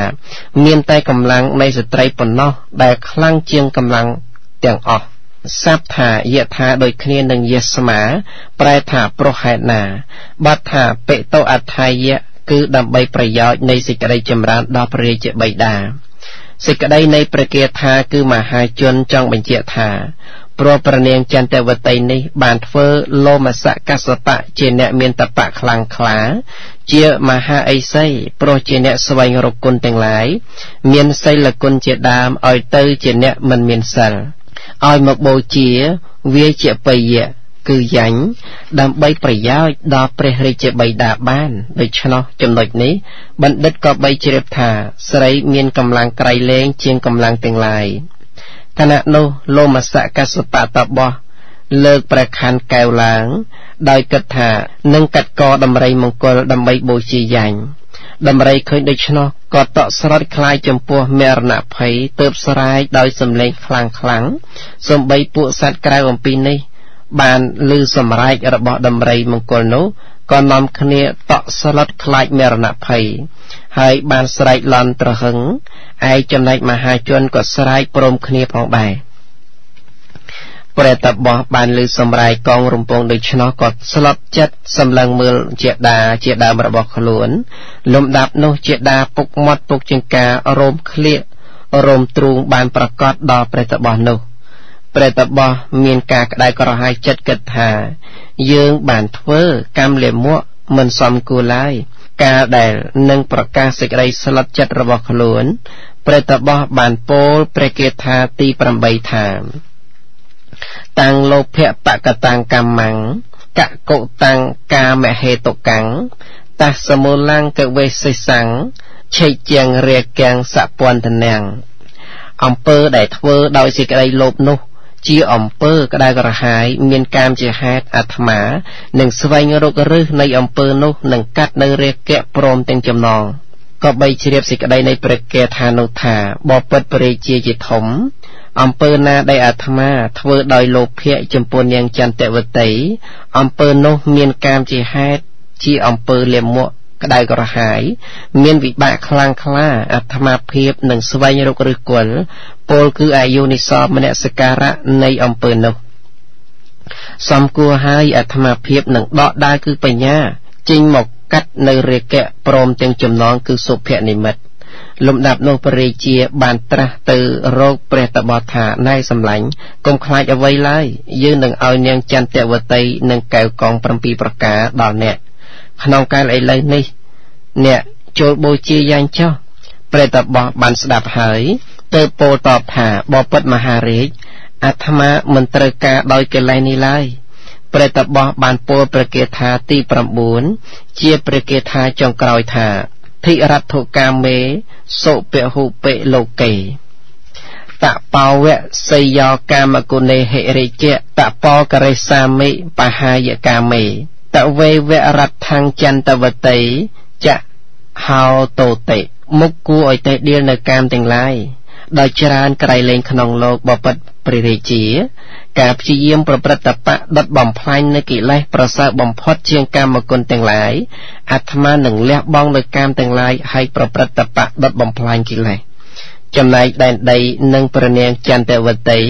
ចូលនៅជារបស់ព្រះអង្គចុះបណ្ដាបទទាំងនោះបទថាសុពហុបេគឺសំបីដល់ច្រើនក្រៃលែងបទថាតបោករិសាមិគឺនឹងបំពេញសេចក្តីសង្រួមក្នុងសិលតែប៉ុណ្ណោះព្រះតបោះការដែលទូលព្រះរាជាដូច្នោះហើយបានប្រមូលកសិនបរិកម្មធ្វើគុណវិសេសដែលបាត់បង់ទៅឲ្យកើតឡើងវិញអង្គុយលើបល្ល័ង្កឯកដកអាកាសសម្ដែងព្រះធម៌ថ្វាយព្រះរាជាថាព្រះអង្គចូលកុំប្រមាទហើយទំលេរណ្ដៅបូជាយ៉ាញ់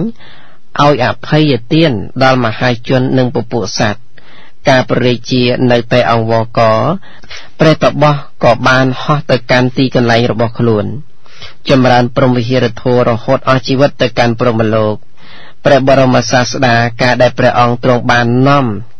យកព្រះធម៌ទេសនានេះមកសម្ដែងដូច្នេះហើយទ្រង់ប្រកាសនៅសច្ចធម៌វេលាចប់នៅសច្ចធម៌ភិក្ខុដែលអបសុខចង់លាសិក្ខានោះបានតាំងនៅក្នុងព្រះអរហត្តផលព្រះទសពលទ្រង់ប្រជុំជាដកថាអាមាត្យសយហៈក្នុងគ្រានោះបានមកជាសិរីបុត្រក្នុងគ្រានេះចំណែកលោមៈសកសបៈតបោបានមកជាតថាគតចាប់លោមៈសកសបៈជាដកអត់គួរជ្រាបយើងមិនសេពគប់នឹងជនពាលតែយើងបានសេពគប់ហើយនៅពាលធម៌ក្នុងខ្លួនពាលធម៌គឺកិលេសក្នុងខ្លួនបាននាំឲ្យយើងធ្វើនៅកិច្ចការឆ្កំឆ្គងច្រើនយ៉ាងទាំងយើងក៏បានធ្វើតាមហើយដែរជាអវិជ្ជាដ៏ក្រៃលែងដែលសត្វលោកយើងបានទទួលហើយនៅបញ្ចខណ្ឌយកមកប្រកាន់ធ្វើជាខ្លួនឯងម្លោះហើយត្រូវរវល់ចិញ្ចឹមមើលថែរក្សាការពារនិងរវល់ស្វែងរកអ្វីគ្រប់សពដើម្បីផ្គប់ផ្គុណ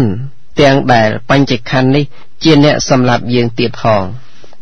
3វេលោកៈជាដកបៃដកលេខ58ទំព័រ20និងអត្ថកថាព្រះបរមសាស្តាការដែលព្រះអង្គទ្រង់ប្រថាប់នៅនាព្រះជេតុពនមហាវិហារទ្រង់បានប្រពភិក្ខុលំបាកប្រដៅមួយអង្គត្រាស់ប្រធមទេសនានេះមានពាក្យថា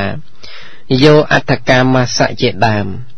មានរឿងសង្ខេបថាព្រះដ៏មានព្រះភិក្ខត្រាស់សួរភិក្ខុនោះថាមនាលភិក្ខុពិតឬដែលថាអ្នកជាបុគ្គលមិនងាយប្រដៅការភិក្ខុនោះក្រាបទូលថាបបិទ្ធព្រះអង្គដ៏ចម្រើនពិតមែនដូច្នេះហើយទ្រង់ក៏ត្រាស់ថាមនាលភិក្ខុមិនមែនត្រឹមតែក្នុងជាតិនេះទេសូម្បីជាតិមុនអ្នកក៏ជាបុគ្គលមិនងាយប្រដៅដូចគ្នាដែរព្រោះភាពជាបុគ្គលដែលលំបាកប្រដៅនោះឯងទើបមិនធ្វើតាមពាក្យទូមានរបស់បណ្ឌិតទាំងឡាយហើយត្រូវពោះខំស្លាប់ដូច្នេះហើយទ្រង់នាំយករឿងក្នុងអតីតមកសម្ដែងដូចតទៅក្នុងអតីតកាលគ្រាការព្រះបាទព្រហ្មទត្តសោយរាជសម្បត្តិក្នុងនគរពរាណសីព្រះបរមពោធិសត្វកើតក្នុងត្រកូលដែលមានសម្បត្តិច្រើនក្នុងដែនកាសីការដែលព្រះបរមពោធិសត្វដឹងក្តីហើយក៏សម្លឹងឃើញទោសក្នុងកាមនិងអានិសង្សក្នុងការចេញទៅបួសទៅលះកាមទាំងឡាយហើយចូលទៅកាន់ព្រៃហេមពៀន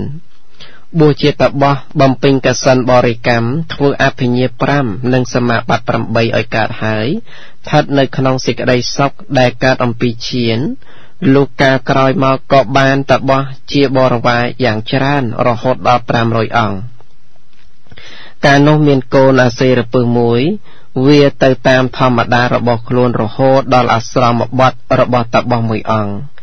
តបោះឃើញហើយកើតសេចក្តីស្រឡាញ់ដោយឪពុកស្រឡាញ់កូនទើបចាប់យកមកចិញ្ចឹមទុកក្នុងបំពង់ឫស្សីព្រោះហេតុកូនពស់នោះនៅក្នុងបំពង់ឫស្សី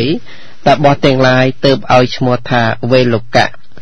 និងព្រោះហេតុដែលតបោះនោះចិញ្ចឹមមើលថែដោយសេចក្តីស្រឡាញ់ដូចជាបុត្ររបស់ខ្លួន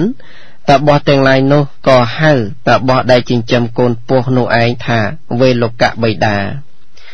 ព្រះបរមពោធិសត្វបានឮដំណឹងថាតបោះមួយអង្គចិញ្ចឹមអាសេរពឹស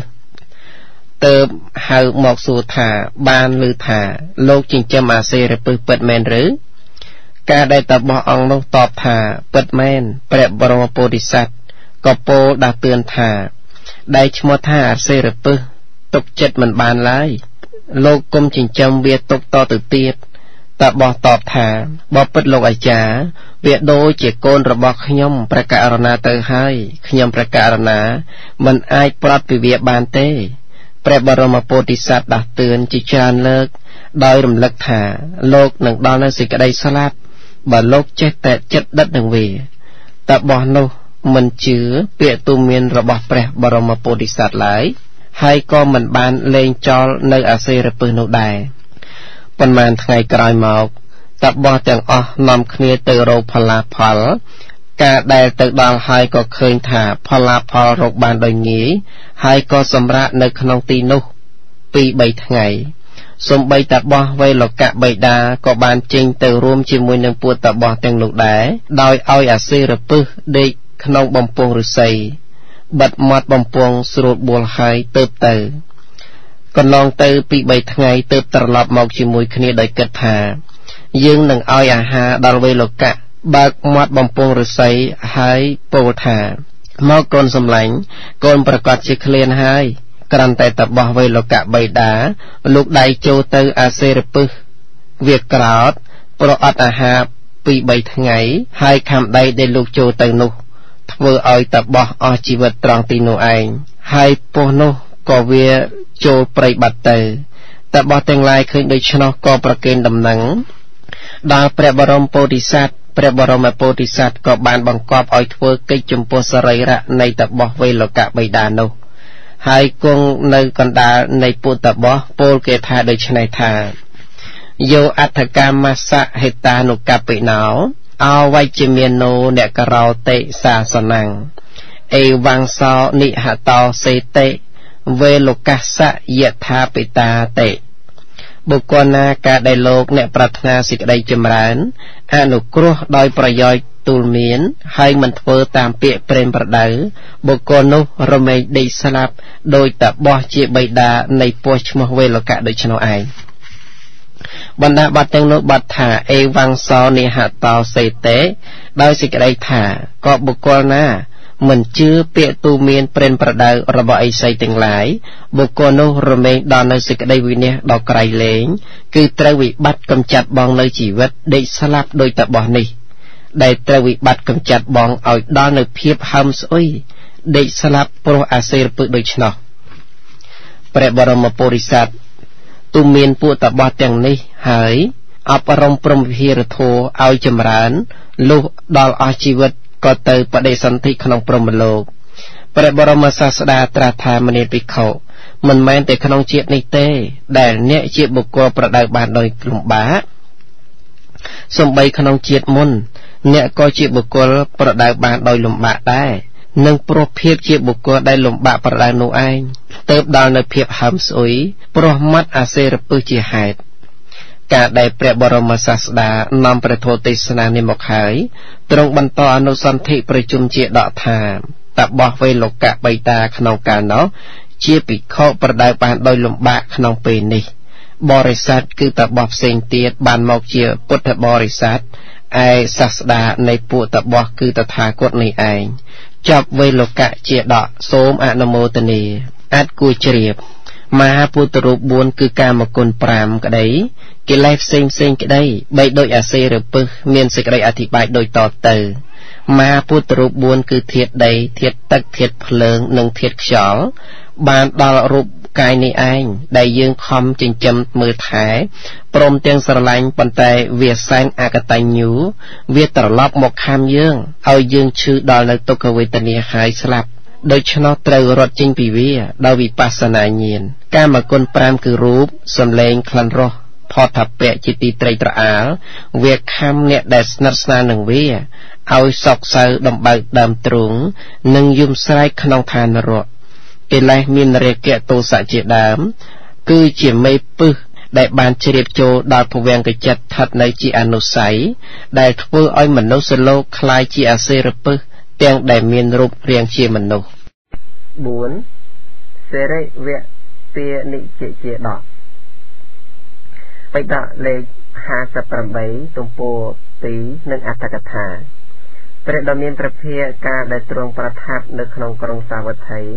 ទ្រង់ប្ររពភិក្ខុមួយអង្គដែលលះបង់សេចក្តីព្យាយាមទើបត្រាស់នៅព្រះធម៌ទេសនានេះថាអិធិជេណាំងនិវាសេតេគុណជាដើមព្រះដ៏មានព្រះភិយទ្រង់ត្រាស់ថាមនាលភិក្ខុអ្នកបួសក្នុងសាសនាដែលឲ្យបានសម្រេចនៅមគ្គផលមានសភាពបែបនេះអ្នកបែរជាលះបង់នៅសេចក្តីព្យាយាមចោលអ្នកនឹងសោកសៅរហូតអស់ការជាអង្វែងដោយសរិវៈពានិជ្ជដែលវិនិច្ឆ័យថាមាដែលមានតម្លៃ100,000កហបណៈដូច្នោះឯងភិក្ខុទាំងឡាយបានទូលអារាធនាព្រះដ៏មានព្រះភិយសូមព្រះអង្គទ្រង់សម្ដែងរឿងនោះដើម្បីឲ្យបានច្បាស់ប្រាកដដល់ពួកខ្ញុំព្រះអង្គព្រះដ៏មានព្រះភិយបានទ្រង់ធ្វើហេតុដែលបានបិទបាំងទុកក្នុងរវាងភពឲ្យប្រាកដក្នុងអតីតកាលក្នុងកັບទី5អំពីផតកັບនេះព្រះបរមពោធិសត្វបានកើតជាឈ្មោះដើរទិញរបស់ចាស់និងលក់នៅរបស់ផ្សេងតាមភូមិស្រុកព្រះបរមពោធិសត្វក្នុងកាលនោះមានឈ្មោះថាសេរិវៈនៅក្នុងដែនសេរិវៈរដ្ឋគ្រាមួយកាលដែលទៅជំនួញបានទៅជាមួយនឹងឈ្មោះលេះឡោះម្នាក់ឈ្មោះសេរិវៈដូចគ្នាបានឆ្លងទន្លេឈ្មោះនីលពៀនហៈហើយចូលទៅកាន់ព្រះនគរឈ្មោះអរដ្ឋបរៈទៅបែកផ្លូវគ្នាដើរលក់អីវ៉ាន់ក្នុងព្រះនគរនោះមានត្រកូលសេដ្ឋីមួយដែលបុត្រនិងបងប្អូនព្រមទាំងទ្រព្យសម្បត្តិទាំងពួងបានស្លាប់និងបាត់បង់អស់ទៅហើយនៅឡើយតែក្មេងស្រីម្នាក់ជាមួយនឹងជីដូននឹងចៅត្រូវស៊ីឈ្នួលគេដើម្បីចិញ្ចឹមជីវិតនៅក្នុងផ្ទះបានមានថាសមាសដែលមហាសេដ្ឋីរបស់យាយនិងចៅនោះធ្លាប់ប្រើប្រាស់ហើយទុកជាមួយនឹងភេទដតីការដែលមិនបានប្រើប្រាស់យូរទៅអែលស្មើទៅក៏បានទៅជាស្នាមដែលធ្វើឲ្យយាយនិងចៅមិនដឹងថាគឺជាថាមាសឡើយ สมัยโนชมวยได้ลาบานดาวใส่โลระบอระโหแต่ดอกคลองเทียบเตียนโนก็มาริกาบานเคยชมวยโลระบอเมียนประดับสำหรับโคลนเลงก็บานโปนึงที่โดนทายเย่สมเย่เต็งประดับโนเอาใจเย่โปทายใจไหล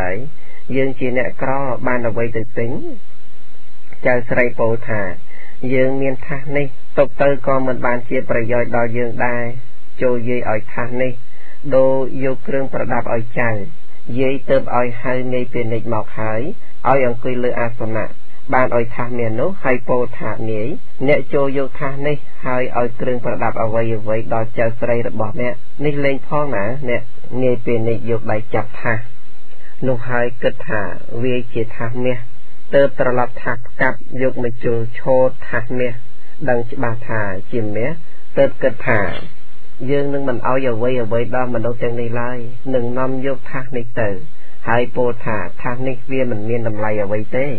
สมใบเต้ก่อนละเมียสกะก็มันบานพองโอนก็มาหอยบานบอดทาเมียเตอเลยได้หายกรอกจะอาสนะเจจิงเตอพระบรมโพธิสัตว์บานดาโลระบอนุโนระโหเตอประสอบคณีหนึ่งเพลย์ได้ในเป็นในแหล่ล้อกำหอยบานดาเติบโจตการเพลย์โนสไลโลระบอธาโจการยกในเครื่องประดับได้ชนะให้บานเตอดอคลองเฟียเตียนโนเองก็มาริกาโนบานโปหนึ่งจีโดนโดยมนเตียบลมดับโนเย่บานโปหนึ่งใจทาใจไหลชมวยได้บักดอกเตียนนี่บานบอท่าหนูเจ้าเตอหนึ่งใบหายไอเลยนี้ยืนบานเอาไว้เอาเกตีดดำใบบานเครื่องประดับใจโปทายใหญ่ชมวยมนโนนี่เย่สำเร็จโกรธเกลียดนะจำในไอเลยนี้ชมวยนี่กูอ้อยสลัง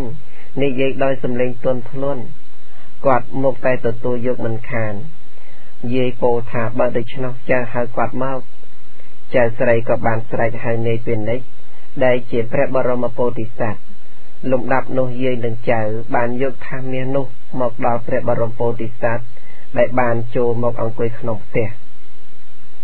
พระบรมโพธิสัตว์ดังถ่าเจียทางเมียเตอโปธาหมายทางนี้เมียนดำไลดาวเตอแซนกะฮับปนะ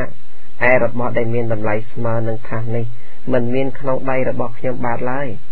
เย่หนึ่งเจอเตอโปธานายในดอมเมียนบอลไหนนี่เป็นในเด่นบอกมนนี่บานโปถาทางนี้เมียนดำไลมันดอกกันละเมียสกะพ้องให้กระเวงทางนี้จอนเตอหนึ่งใดก่อนตายทางนี้บานกัดเจียทางเมียโปรบอลระบอลโลกปุยยืงเอาทางนี้ดอลโลกเอาอย่าไว้ดอลปุยยืงก็บานได้ขณะโนพระบรมโพธิสัตว์เติบอ้อยกะหาปนะปรามร้อยได้เมียนในหนึ่งใดโปรมเจียงเครื่องประดับเจียงออกได้เมียนดำไหลสมาหนึ่งปรามร้อยกะหาปนะพองได้โสมตกเติมใจปนในทาเนี่ยตั้งปีโจทย์อ้อยจริงหนึ่งบ้างโปรมเจียงกะหาปนะประใบกะหาปนะดอกเขียมบาดโรยให้กับบานกันยกท่าหนูเองรุดเรียกตึกการกุมพงตึกพระบรมโพธิสัตว์เอาไม่จักตุประใบกะหาปนะให้ก่อนล่างตุเตอจำในในเป็นในใดจีจวนเปลี่ยนบานตลอดตึกเตียนลงเตียดให้โปธาเนี่ยโจนอมท่านมอกยืนหนึ่งเอาระบอกคลาไตรโนบานบริเพียแต่เดียวนี้ชมวยเปลี่ยนโนให้โปดเนี่ยไอบานเฟอร์ทางเมียได้เมียนดำไลมวยแซนระบอกยืงเอาเมียนดำไลมันบานกันลาเมียสกะพองวันไปในเป็นในมันเนี่ยได้เมียนโถบานเอาตราบยืงมวยป้อนให้การยกทางเมียต่างให้ในเป็นในกำหอยบานสดับโดยชนหายกระถายืงจีเนวินเนจะทางเมียได้เมียนดำไลมวยแสนเปลี่ยนในโนบานเฟอร์สิกได้วินเนดอทมเอาดอยืงเนาะ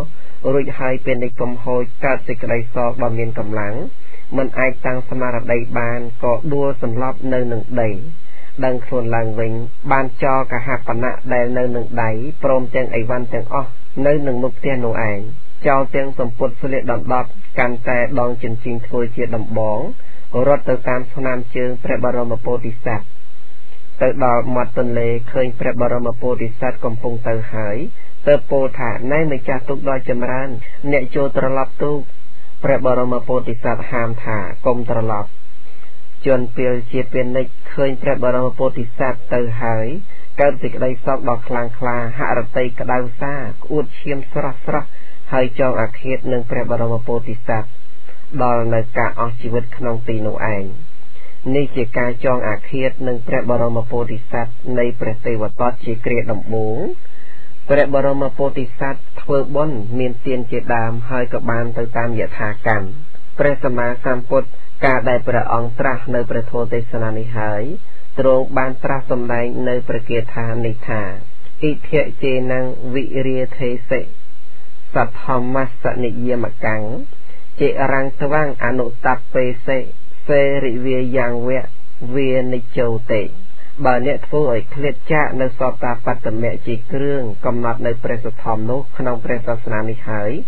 អ្នកនឹងក្តៅក្រហាយរឿយៗអស់កាលដ៏យូរដូចជាពេលនេះឈ្មោះសេរិវៈនេះដូចឆ្នោឯងបណ្ដាបទទាំងនោះបទថាអ៊ីធិជេណੰវិរិយទេសិសទ្ធម្មសនិយមកੰដោយសេចក្តីថាបើអ្នកឃ្លាតចាកអំពីសតតាបត្តមៈពោលគឺភាពដ៏ពិតប្រាកដនៃព្រះសទ្ធម្មយ៉ាងនេះក្នុងព្រះសាសនានេះអធិប្បាយថាកាលបើអ្នកលះបង់នៅសេចក្តីព្យាយាមអ្នកនឹងមិនបានសម្រេចបទថាជារាំងថ្វាងអនុតបេសិដោយសេចក្តីថាកាលបើដូច្នោះអ្នករមែងសោកស្ដាយហើយនឹងក្តៅក្រហាយក្នុងការជាខាងក្រោយរហូតអស់កាលយូរក្នុងបទនេះមានសេចក្តីអធិប្បាយថាអ្នកកើតក្នុងនរកជាដើមសោយទុកមានប្រការផ្សេងអស់កាលជាអង្វែងដែលថានឹងក្តៅក្រហាយចិត្តក្នុងការជាខាងក្រោយគឺថានឹងលំបាកប្រភេទជាអ្នកលះបង់នៅសេចក្តីព្យាយាមធ្វើឲ្យខ្វៀងចាកអំពីអរិយមគ្គសួរថាតើនឹងក្តៅក្រហាយក្នុងការជាខាងក្រោយយ៉ាងណាឆ្លើយថានឹងក្តៅក្រហាយក្នុងការជាខាងក្រោយដោយពេលនេះឈ្មោះសេរិវៈលោកពោលពាក្យអធិប្បាយនេះទុកថាកាលមុនពេលនេះឈ្មោះសេរិវៈបានថាមាសមានតម្លៃ100,000ប៉ុន្តែមិនធ្វើនៅសេចក្តីព្យាយាមដើម្បីនឹងកាន់យកថាមាសនោះទៅពីនេះចាក់ថាមាសនោះឯងហើយក្តៅក្រហាយក្នុងការជាខាងក្រោយយ៉ាងណាសូម្បីអ្នកក៏ដូចនោះដែរការដែលមិនបានសម្រេចនៅអរិយមគ្គដូចជាថាមាសដែលគេត្រៀមទុកឲ្យក្នុងព្រះសាសនានេះព្រោះលះបង់នៅសេចក្តីព្យាយាមក៏ជាអ្នកវិនិច្ឆ័យអរិយមគ្គនោះនឹងក្តៅក្រហាយក្នុងការជាខាងក្រោយរហូតអស់កាលជាអង្វែងប្រសិនបើអ្នកមិនលះបង់នៅសេចក្តីព្យាយាមទេអ្នកនឹងបានសម្រេចនៅលោកកតរធម៌គឺមគ្គទាំង4ក្នុងសាសនារបស់តថាគតដោយនាយពាណិជ្ជដែលជាបណ្ឌិតបាននៅថាមាសនោះដូចនោះឯងព្រះបរមសាស្តាទ្រង់កាន់យកនៅកម្ពុជាធម៌គឺព្រះអរហន្តសម្ដែងព្រះធម៌ទេសនានេះដល់ភិក្ខុនោះយ៉ាងដូចនោះឯងហើយទ្រង់ប្រកាសនៅសច្ចៈទាំង4ក្នុងវេលាចប់សច្ចកថាភិក្ខុជាអ្នកលះបង់នៅសេចក្តីព្យាយាមក៏បានតាំងនៅក្នុងអរហន្តដែលជាផលដ៏កំពូលព្រះអង្គទ្រង់ប្រជុំជាដកថាពេលនិច្ចពេលក្នុងការនោះបានជាភិក្ខុទេវទត្តក្នុងការនេះឯចំណែកងាយពេលនិច្ចដែលជាបណ្ឌិតក្នុងការនោះបានជាតថាគតនេះឯងអត្តគួរជ្រាបត្រូវស្មោះត្រង់នឹងខ្លួនឯងស្មោះត្រង់នឹងអ្នកដទៃស្មោះត្រង់នឹងការងារក្នុងព្រះពុទ្ធសាសនាស្មោះត្រង់នឹងខ្លួនឯងគឺរក្សាសេចក្តីល្អឲ្យខ្លួនឯងសេចក្តីល្អមានសិលជាដើមជាសេរីសួស្តីក្នុងជីវិតស្មោះត្រង់នឹងអ្នកដទៃគឺរក្សាសេចក្តីល្អរបស់ខ្លួនដើម្បីបានជាប្រយោជន៍ដល់អ្នកដទៃស្មោះត្រង់នឹងការងារក្នុងព្រះពុទ្ធសាសនាគឺរក្សាសេចក្តីល្អរបស់ខ្លួនដើម្បីបានជាប្រយោជន៍ដល់សិលសមាធិបញ្ញាមិនមានស្មោះត្រង់ក្នុងព្រះពុទ្ធសាសនាវិន័យធម៌អាបាំងមុខបាំងក្រោយទុកជាឡប់ឡាខ្លួនប្រែជាធ្លយលៀបយោះនាំសូយពេលក្រោយនឹងស្ដាយ5មគ្គសៈជាដកបៃដកលេខ58ទំព័រ20និងអត្ថកថាព្រះបរមសាស្តាការដែលព្រះអង្គទ្រង់យាងទៅកាន់ភូមិអ្នកស្រុកមួយក្នុងដែនមគធៈទ្រង់ប្ររពពួកមនុស្សមួយចំនួនក្នុងភូមិនោះជាបុគ្គលពេលល្ងងខ្លៅទើបព្រះអង្គទ្រង់ត្រាស់ព្រះធម៌ទេសនានេះថាសីយោអមតោដូច្នេះជាដើមបានស្ដាប់មកថាក្នុងសម័យមួយព្រះតថាគតព្រះអង្គយាងចេញអំពីព្រះនគរសាវត្ថីទៅកាន់ដែនមគធៈទ្រង់បានយាងទៅដល់ភូមិមួយក្នុងភូមិនោះសម្បូរទៅដោយជនអន្តពាលថ្ងៃមួយពួកមនុស្សអន្តពាលទាំងនោះប្រជុំប្រឹក្សាគ្នាថាមនាលគ្នាយើងពួកមូសវារោមខំយើងពេលដែលយើងទៅធ្វើការនៅក្នុងព្រៃព្រោះហេតុនោះការងាររបស់យើងត្រូវបានខាតបង់ដោយច្រើន ដូច្នោះពួកយើងត្រូវនាំយកធ្នូនិងអាវុធផ្សេងៗទៀតឲ្យគ្រប់ដៃនាំគ្នាទៅច្បាំងជាមួយនឹងវងមូសបាញ់សម្លាប់និងកាត់ចាក់ឲ្យពួកវាស្លាប់អស់រួចហើយក៏នាំគ្នាទៅព្រៃពួកជនល្ងងខ្លៅទាំងនោះនាំគ្នាសម្ដៅទៅរកសម្លាប់មូសបាញ់ចាក់កាប់សំពងត្រឡប់ទៅជាប្រហារចំគ្នាឯងទៅវិញទៅមកគ្រប់គ្នាត្រូវរបួសឈឺចាប់ត្រឡប់មកផ្ទះវិញដេកនៅក្នុងភូមិក៏មានកណ្ដាលភូមិក៏មានមាត់ទ្វារភូមិក៏មានព្រះបរមសាស្តាហែហោមដោយព្រះភិក្ខុសង្ឃស្ដេចចូលទៅកាន់ភូមិនោះដើម្បីបណ្ឌបាតពួកមនុស្សដែលជាបណ្ឌិតបានឃើញព្រះដ៏មានព្រះភិក្ខហើយទើបសាងមណ្ឌពនៅឯមាត់ទ្វារភូមិថ្វាយមហាទានដល់ព្រះភិក្ខុសង្ឃមានព្រះសម្មាសម្ពុទ្ធជាប្រមុខថ្វាយបង្គំព្រះសាស្តានាំគ្នាអង្គុយក្នុងទីដ៏សមគួរគ្រានោះព្រះបរមសាស្តាទតប្រណិតឃើញមនុស្សទាំងឡាយដួលដេកឈឺចាប់ក្នុងទីនោះក៏ត្រាស់សួរបាសកទាំងនោះថាមនុស្សទាំងនេះទៅធ្វើអ្វីគ្នាទើបមកដេកឈឺចាប់ដោយមុខរបួសដូច្នេះឧបាសកទាំងនោះទើបក្រាបទូលថាបបិទ្ធព្រះអង្គដ៏ចម្រើនមនុស្សទាំងនេះបបួលគ្នាថាពួកយើងនឹងទៅច្បាំងជាមួយវងមូសហើយក៏លើកគ្នាទៅតែបែរជាទៅច្បាំងគ្នាឯងហើយក៏ដល់នៅការឈឺចាប់ដូច្នេះព្រះអង្គព្រះដ៏មានព្រះភិក្ខុទ្រង់ត្រាស់ថាមិនមែនតែក្នុងពេលនេះប៉ុណ្ណោះទេសូម្បីក្នុងការមុនក៏ធ្លាប់មានមនុស្សគិតថាយើងនឹងប្រហារមូសតែត្រឡប់ទៅជាប្រហារអ្នកដទៃវិញដូចគ្នាដែរការដែលពួកបាសកទាំងនោះទូលអារាធនាហើយទ្រង់ក៏បាននាំយករឿងក្នុងអតីតកាលមកសម្ដែងដូចតទៅក្នុងអតីតកាលការដែលព្រះបាទព្រហ្មទត្តសោយរាជសម្បត្តិក្នុងនគរពារាណសីព្រះបរមពោធិសត្វមានអាជីពជាអ្នកជំនួញសម័យនោះនៅក្នុងភូមិជ័យដែនមួយក្នុងដែនកាសីមានពួកជាងឈើអាស្រ័យនៅដោយច្រើនជាមួយគ្នាមានជាងឈើក្បាលទំពេកម្នាក់ក្នុងពួកជាងឈើទាំងនោះកំពុងតែជាប់ដៃធ្វើការខណៈនោះមានមូសមួយបានហើរមកខាំត្រង់ក្បាលរបស់គាត់ជាងឈើទៅប្រាប់កូនរបស់ខ្លួនដែលអង្គុយនៅជិតគាត់នោះឯងថាណែកូនមូសវាខាំក្បាលឪឈឺដោយគេចាក់ដោយលំពេងអីចឹងចូលកូនសម្លាប់វាឲ្យឪមើលកូននិយាយថាឪចូលនៅឲ្យស្ងៀមកូននឹងសម្លាប់វាដោយការប្រហារតែម្ដងប៉ុណ្ណោះកូននិយាយរួចហើយក៏លើកពូថៅផ្លែធំឡើងយាតម្រងមូសឈរនៅពីក្រោយឪកាត់ពេញទំហឹងដៃដោយគិតថាអញនឹងសម្លាប់មូសនេះក្បាលរបស់ឪក៏ត្រូវបែកដាច់ជាពីរស្លាប់ទៅទីនោះឯងពេលនោះព្រះបរមពោធិសត្វដែលកំពុងឈប់សម្រាកនៅក្នុងរោងជាងឈើនោះបានឃើញអំពើរបស់កូនជាងឈើហើយបានគិតថាបើបច្ចាមិត្តនោះជាបណ្ឌិតក៏នៅប្រសើរជាងព្រោះគេមានការកោតក្រែងអាជ្ញាក្នុងព្រះនគរមិនដល់ថ្នាក់សម្លាប់មនុស្សឡើយហើយព្រះបរមពោធិសត្វបានពោលនៅគាថានេះថាសីយោអមតោមតិយាឧបេតាអ្នកទ្វេវមិតោមតិវបហៃណោមកសង្ឃវធិសន្តិហេអេលមូកោបតោបិតុអុតតាមមង្គន្តិបុគ្គលជាសត្រូវតែប្រកបដោយប្រាជ្ញាប្រសើរជាងឯបុគ្គលជាមិត្តដែលប្រសិទ្ធៈប្រាជ្ញាមិនប្រសើរឡើយដូចយ៉ាងកូនបង្កើតដែលល្ងងខ្លៅគិតថាអញនឹងសម្លាប់មូសត្រឡប់ជាពុះបំបីក្បាលឪពុកទៅវិញបណ្ដាបទទាំងនោះបទថាសីយោដោយសេចក្តីថាប្រសើរគឺខ្ពង់ខ្ពស់បំផុតបទថាមតិយាឧបេតោដោយសេចក្តីថាប្រកបដោយបញ្ញាបទថាអេលមូកោប្រែថាល្ងីល្ងើគឺល្ងងខ្លៅបទថាបតោបិតុអភិទាអតមង្គังដោយសេចក្តីថាប្រភាពនៃខ្លួនជាមនុស្សល្ងងខ្លៅសំបីជាកូនគិតថាយើងនឹងសម្លាប់មូសក៏ញ៉ាំងក្បាលឪពុកឲ្យបែកជាពីរព្រោះហេតុនោះបណ្ឌិតសំបីតែជាសត្រូវក៏នៅល្អជាងមិត្តដែលល្ងងល្ងីល្ងើព្រះបរមពោធិសត្វការដែលពោលនៅគាថានេះហើយក៏ក្រោកឡើងទៅធ្វើការងារតាមទូនាទីឯពួកញាតិរបស់អ្នកស្លាប់ក៏បានចាត់ការធ្វើសរីរកិច្ចរបស់ជាងឈើដែលបានទទួលមរណភាពនោះឯងព្រះបរមសាស្តាព្រះអង្គត្រាស់ថា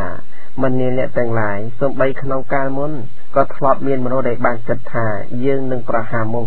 តែត្រឡប់ជាប្រហារអ្នកដទៃវិញដូចគ្នាដែរ ការដែលទ្រង់នាំយកព្រះធម៌ទេសនានេះមកសម្ដែងហើយព្រះអង្គក៏បន្តអនុសន្ធិប្រជុំជាដកថាឈ្មោះបណ្ឌិតដែលបានពោលគេថាហើយចេញទៅបានមកគេតថាគតនេះឯងចប់មគ្គសៈជាដកអត់គួរជ្រាបគួរខ្លាចសេចក្តីល្ងងរបស់ខ្លួនឯងជាងខ្លាចសេចក្តីល្ងងនៃអ្នកដទៃព្រោះថាបុគ្គលល្ងងខ្លៅជាកំពូលទៅត្រូវនឹងខ្លួនឯងមនុស្សល្ងងមិនដឹងហេតុដទៃមិនដឹងផលរបស់ហេតុគិតថាធ្វើប្រយោជន៍បែរទៅជាទម្លាយប្រយោជន៍ដែលមានហើយទៅវិញមនុស្សល្ងងរស់នៅជាមួយខ្លួនឯងតែមិនស្គាល់ខ្លួនឯងរស់នៅជាមួយអ្នកដទៃតែមិនស្គាល់អ្នកដទៃដូចជាចលែនមិនស្គាល់ដីត្រីមិនស្គាល់ទឹកដូចនោះឯងមនុស្សល្ងងមានចិត្តតែមិនស្គាល់ចិត្តគ្រប់គ្រងទូមានចិត្តរបស់ខ្លួនមិនបានបែរទៅជាល្ងីល្ងើចង់គ្រប់គ្រងចិត្តអ្នកដទៃម្លោះហើយត្រូវកាត់ទុកក្តៅក្រហាយរីងរៃព្រោះគ្រប់គ្រងមិនបាន6 ខតាសនៈជាដកបៃដកលេខ58ទំព័រ59និងអត្ថកថាព្រះវិចិត្រមាការដែលទ្រង់គង់ប្រថាប់នៅនាព្រះជិត្រពន្ធមហាវិហារទ្រង់ប្ររពភិក្ខុមួយអង្គប្រាស់នៅព្រះធម៌ទេសនានេះថាខេមង្យហឹងដូចនេះជាដើមសេចក្តីពិស្ដារថាភិក្ខុនោះរៀនព្រះកម្មដ្ឋានអំពីសំណាក់ព្រះសាស្តាហើយនិមន្តទៅកាន់ជាដែននាតំបន់មួយភិក្ខុនោះចាំវសាមានសេនាសនៈក្នុងព្រៃអាស្រ័យភូមិអ្នកស្រុកមួយជាទីកោចរបណ្ឌបាតក្នុងខែដំបូងនោះឯងការដែលលោកនិមន្តទៅបណ្ឌបាតបណ្ឌសាលាបានត្រូវភ្លើងឆេះលោកលំបាកដោយមិនមានទីនៅទៅប្រាប់ដល់ពួកឧបថាមនុស្សទាំងនោះនាំគ្នានិយាយថាមិនជាអ្វីឡើយព្រះគុណម្ចាស់ពួកខ្ញុំប្រកាសណានឹងសាងបណ្ឌសាលាថ្វាយចាំដល់ពួកខ្ញុំប្រកាសណាភ្ជួរស្រែរួចដល់ភ្ជួររួចហើយចាំពួកខ្ញុំប្រកាសណាសាប់ប្រុសរួចសិនណាព្រះគុណម្ចាស់រហូត3ខែកន្លងទៅព្រះភិក្ខុលោកមិនអាចបំពេញព្រះកម្មដ្ឋានឲ្យបានដល់ទីបំផុតឡើយព្រោះមិនមានសេនាសនៈជាទីសប្បាយដល់ចេញភាសាលោកបាននិមន្តមកកាន់ព្រះជេតពន្ធមហាវិហារវិញថ្វាយបង្គំព្រះបរមសាស្តាហើយបានគង់អង្គុយក្នុងទីដ៏សមគួរព្រះបរមសាស្តាទ្រង់ធ្វើបដិសន្ធារៈចំពោះព្រះភិក្ខុហើយត្រាស់សួរថាមនាភិក្ខុកម្មដ្ឋានរបស់អ្នកជាទីសប្បាយឬព្រះភិក្ខុក្រាបទូលអំពីការមិនស្រួលនិងមិនសប្បាយដោយសេនាសនៈជាដើមដល់ព្រះសាស្តាព្រះដ៏មានព្រះភិក្ខុទ្រង់ត្រាស់ថាមនាភិក្ខុក្នុងការមុននោះសូម្បីសត្វទេរិឆានទាំងឡាយក៏ចេះស្គាល់សប្បាយនិងមិនសប្បាយរបស់ខ្លួនដែរការដែលព្រះភិក្ខុក្រាបទូលអារាធនាទើបទ្រង់នាំយករឿងក្នុងអតីតមកសម្ដែងដូចតទៅក្នុងអតីតកាលគ្រាការដែលព្រះបាទព្រហ្មទត្តសោយរាជសម្បត្តិក្នុងព្រះនគរពារាណសីព្រះបរមពោធិសត្វកើតក្នុងកំណើតបក្សីមានរូបរាងស្អាតលើសគេគឺជាស្ដេចនៃបក្សីទាំងឡាយអាស្រ័យនៅនឹងដើមឈើធំសម្បូរទៅដោយមេឃសាខានិងមានប្រកៀបល្អស្ដេចល្អក្បែរមាត់ស្រះកើតឯងមួយស្ដេចបក្សីមានបរិវារច្រើនការដែលអាស្រ័យនៅនឹងមេឃឈើពីលើទឹកស្រះក៏នាំគ្នាបន្តបងលាមកដាក់ទឹកស្រះនោះនៅក្នុងស្រះដែលកើតឯងនោះក៏មាននាគរេជដ៏កាយសាហាវអាស្រ័យនៅនាគរេជនោះបានគិតថាពួកបក្សីទាំងនេះនាំគ្នាបន្តបងលាមកដាក់ស្រះទឹកដែលជាទីនៅរបស់យើងដូច្នេះមានតែយើងធ្វើឲ្យភ្លើងឆេះឡើងពីទឹកដុតដើមឈើនោះចោលឲ្យពួកវារត់ចេញទៅស្ដេចញាក់នោះមានចិត្តក្រោធនៅពេលពាក់កណ្ដាលយប់ដែលពួកបក្សីទាំងនោះមកប្រជុំគ្នាដេកនៅនឹងមេឃឈើទាំងឡាយក៏បានផ្ដើមធ្វើឲ្យទឹកក្តៅព្រាបឲ្យដូចលើកស្រះទៅដាក់លើចង្ក្រានដូច្នោះតមកក៏ធ្វើឲ្យមានផ្សែងហុយឡើងរហូតដល់ធ្វើឲ្យមានអណ្ដាតភ្លើងឆេះចេញឡើងពីទឹកព្រះបរមពោធិសត្វឃើញភ្លើងឆេះពីទឹកក៏ពោលថាមនាលគ្នាយើងទាំងឡាយ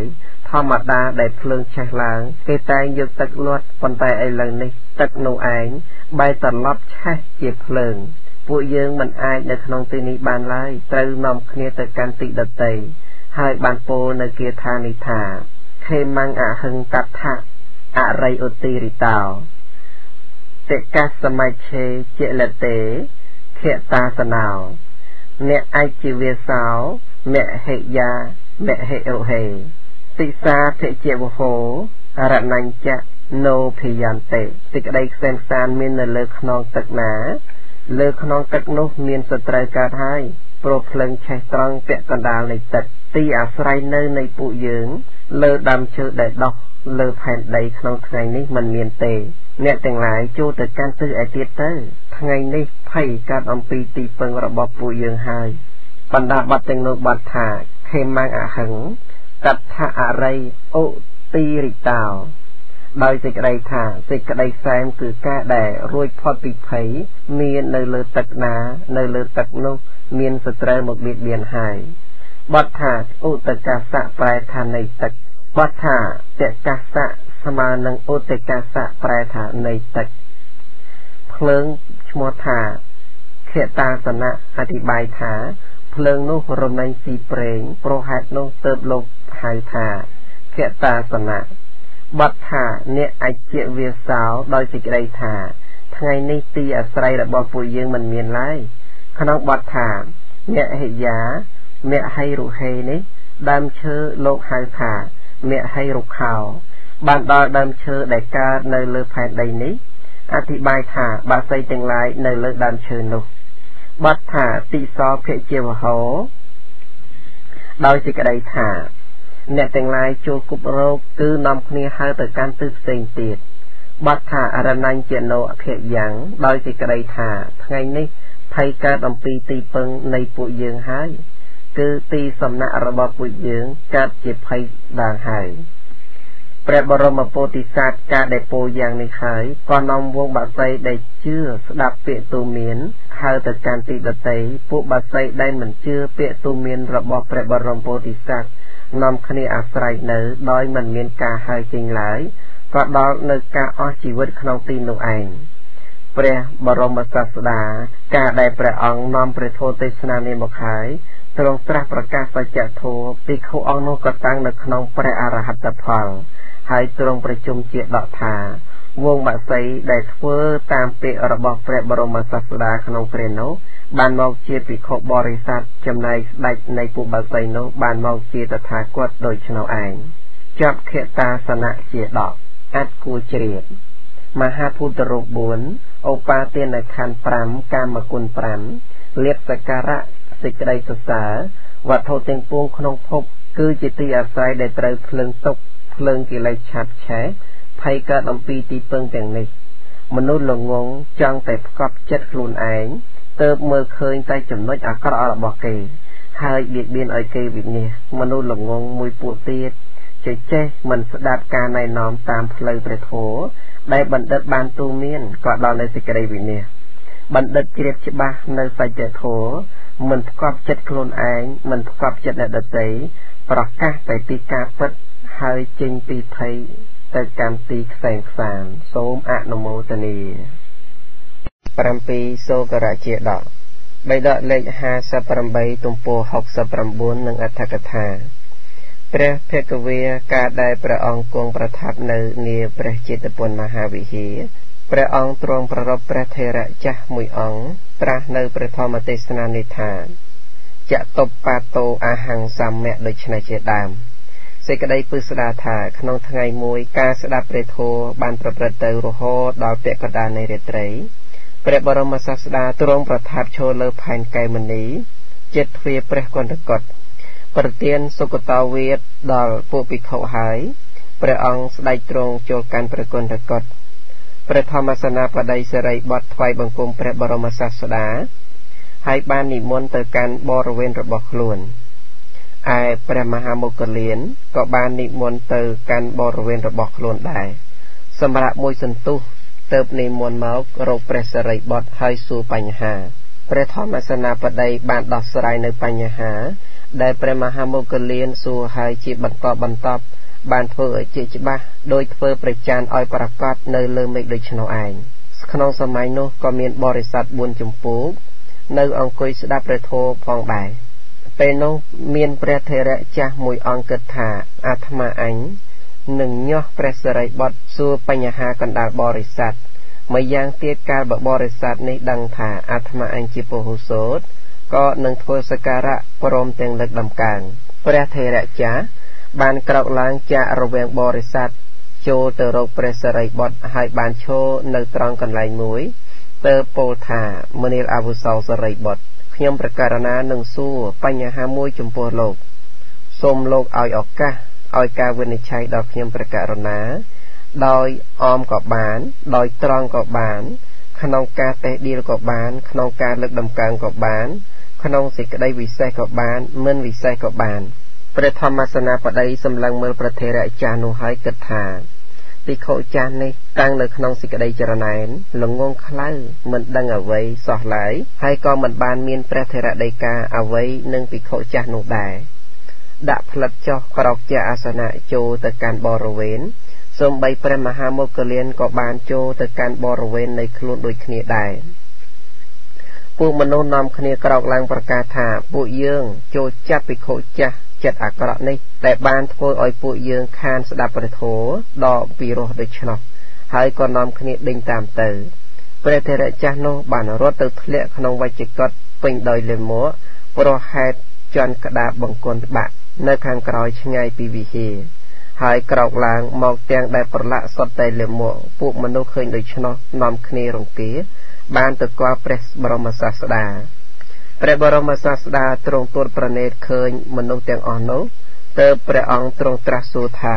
ឧបាសកឧបាសិកាទាំងឡាយពួកអ្នកទាំងឡាយមកធ្វើអ្វីខុសពេលវេលាដូច្នេះ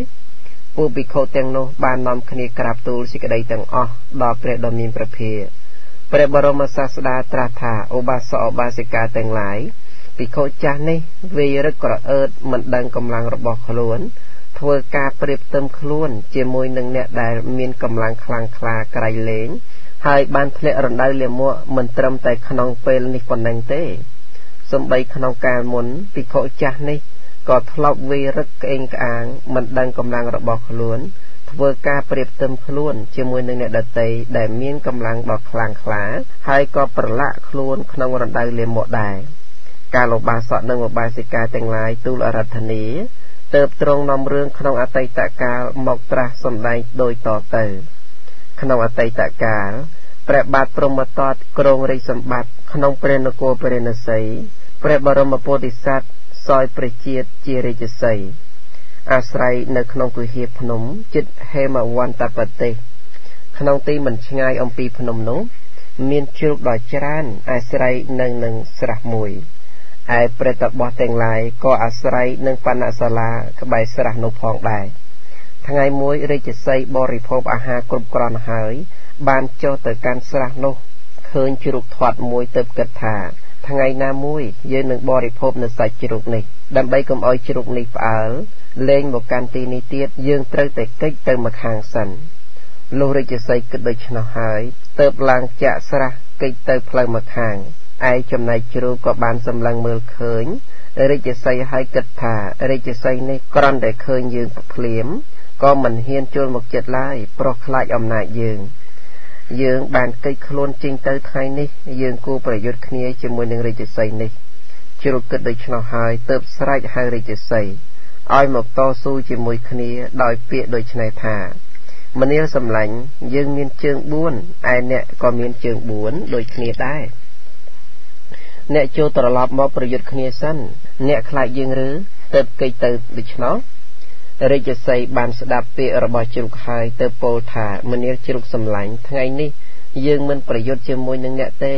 ចាំ7ថ្ងៃទៀតសឹមមកប្រយុទ្ធគ្នានៅទីនេះហើយក៏កិច្ចទៅ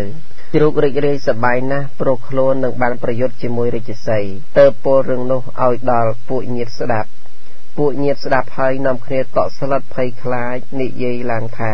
អ្នកឯងនាំពួកយើងទាំងអស់គ្នាឲ្យដល់នៅសេចក្តីវិនាសគ្រានេះហើយអ្នកឯងមិនដឹងកម្លាំងរបស់ខ្លួនទើបប្រាថ្នាប្រយុទ្ធជាមួយនឹងរាជសីនឹងមកធ្វើឲ្យយើងទាំងអស់ដល់នៅសេចក្តីស្លាប់ជ្រូកម្ចាស់ខ្លួនក៏ភ័យតក់ស្លុតហើយពោលថាឥឡូវនេះឲ្យខ្ញុំធ្វើដូចម្ដេចទើបល្អជ្រូកជាញាតិបានប្រាប់ថាអ្នកឯងចូលទៅកាន់ទីបន្ទោបង់លាមកនៃពួកតបោះចុះប្រឡាក់ខ្លួននឹងលាមកឲ្យសមជោគហើយនៅរងចាំឲ្យខ្លួនស្ងួត7ថ្ងៃ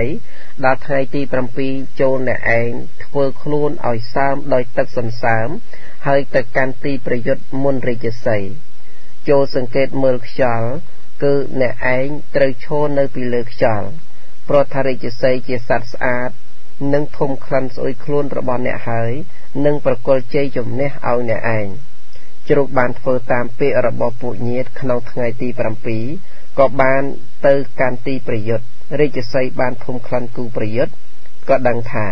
ខ្លួនជ្រូកប្រឡាក់សុទ្ធតែលាមកទៅពោលថាមនាលសម្លាញ់ជ្រូកអ្នកគិតដោយឧបាយល្អណាស់ប្រសិនបើអ្នកមិនប្រឡាក់លាមកទេយើងនឹងសម្លាប់អ្នកឯងត្រង់នេះប៉ុន្តែឥឡូវនេះយើងមិនអាចខំខ្លួនអ្នកដោយមាត់ជន់ខ្លួនអ្នកដោយជើងបានឡើយយើងឲ្យអ្នកឈ្នះហើយទៅពោលនៅគេថាអសុចិពោតិលោមោសេទុកន្ថោវាសិសូករៈសច្ចេយុញ្ចិតុកាមោសេជាយ៉ាងសម្យតេមិតេតេមនាលសូករៈអ្នកមានកាយស្មុគគ្រោកមានរោមប្រឡាក់ដោយវត្ថុស្អុយមានក្លិនអាក្រក់បក់ទៅបើអ្នកចង់ច្បាំងគ្នាមនាលសម្លាញ់យើងឲ្យជ័យជំនះដល់អ្នក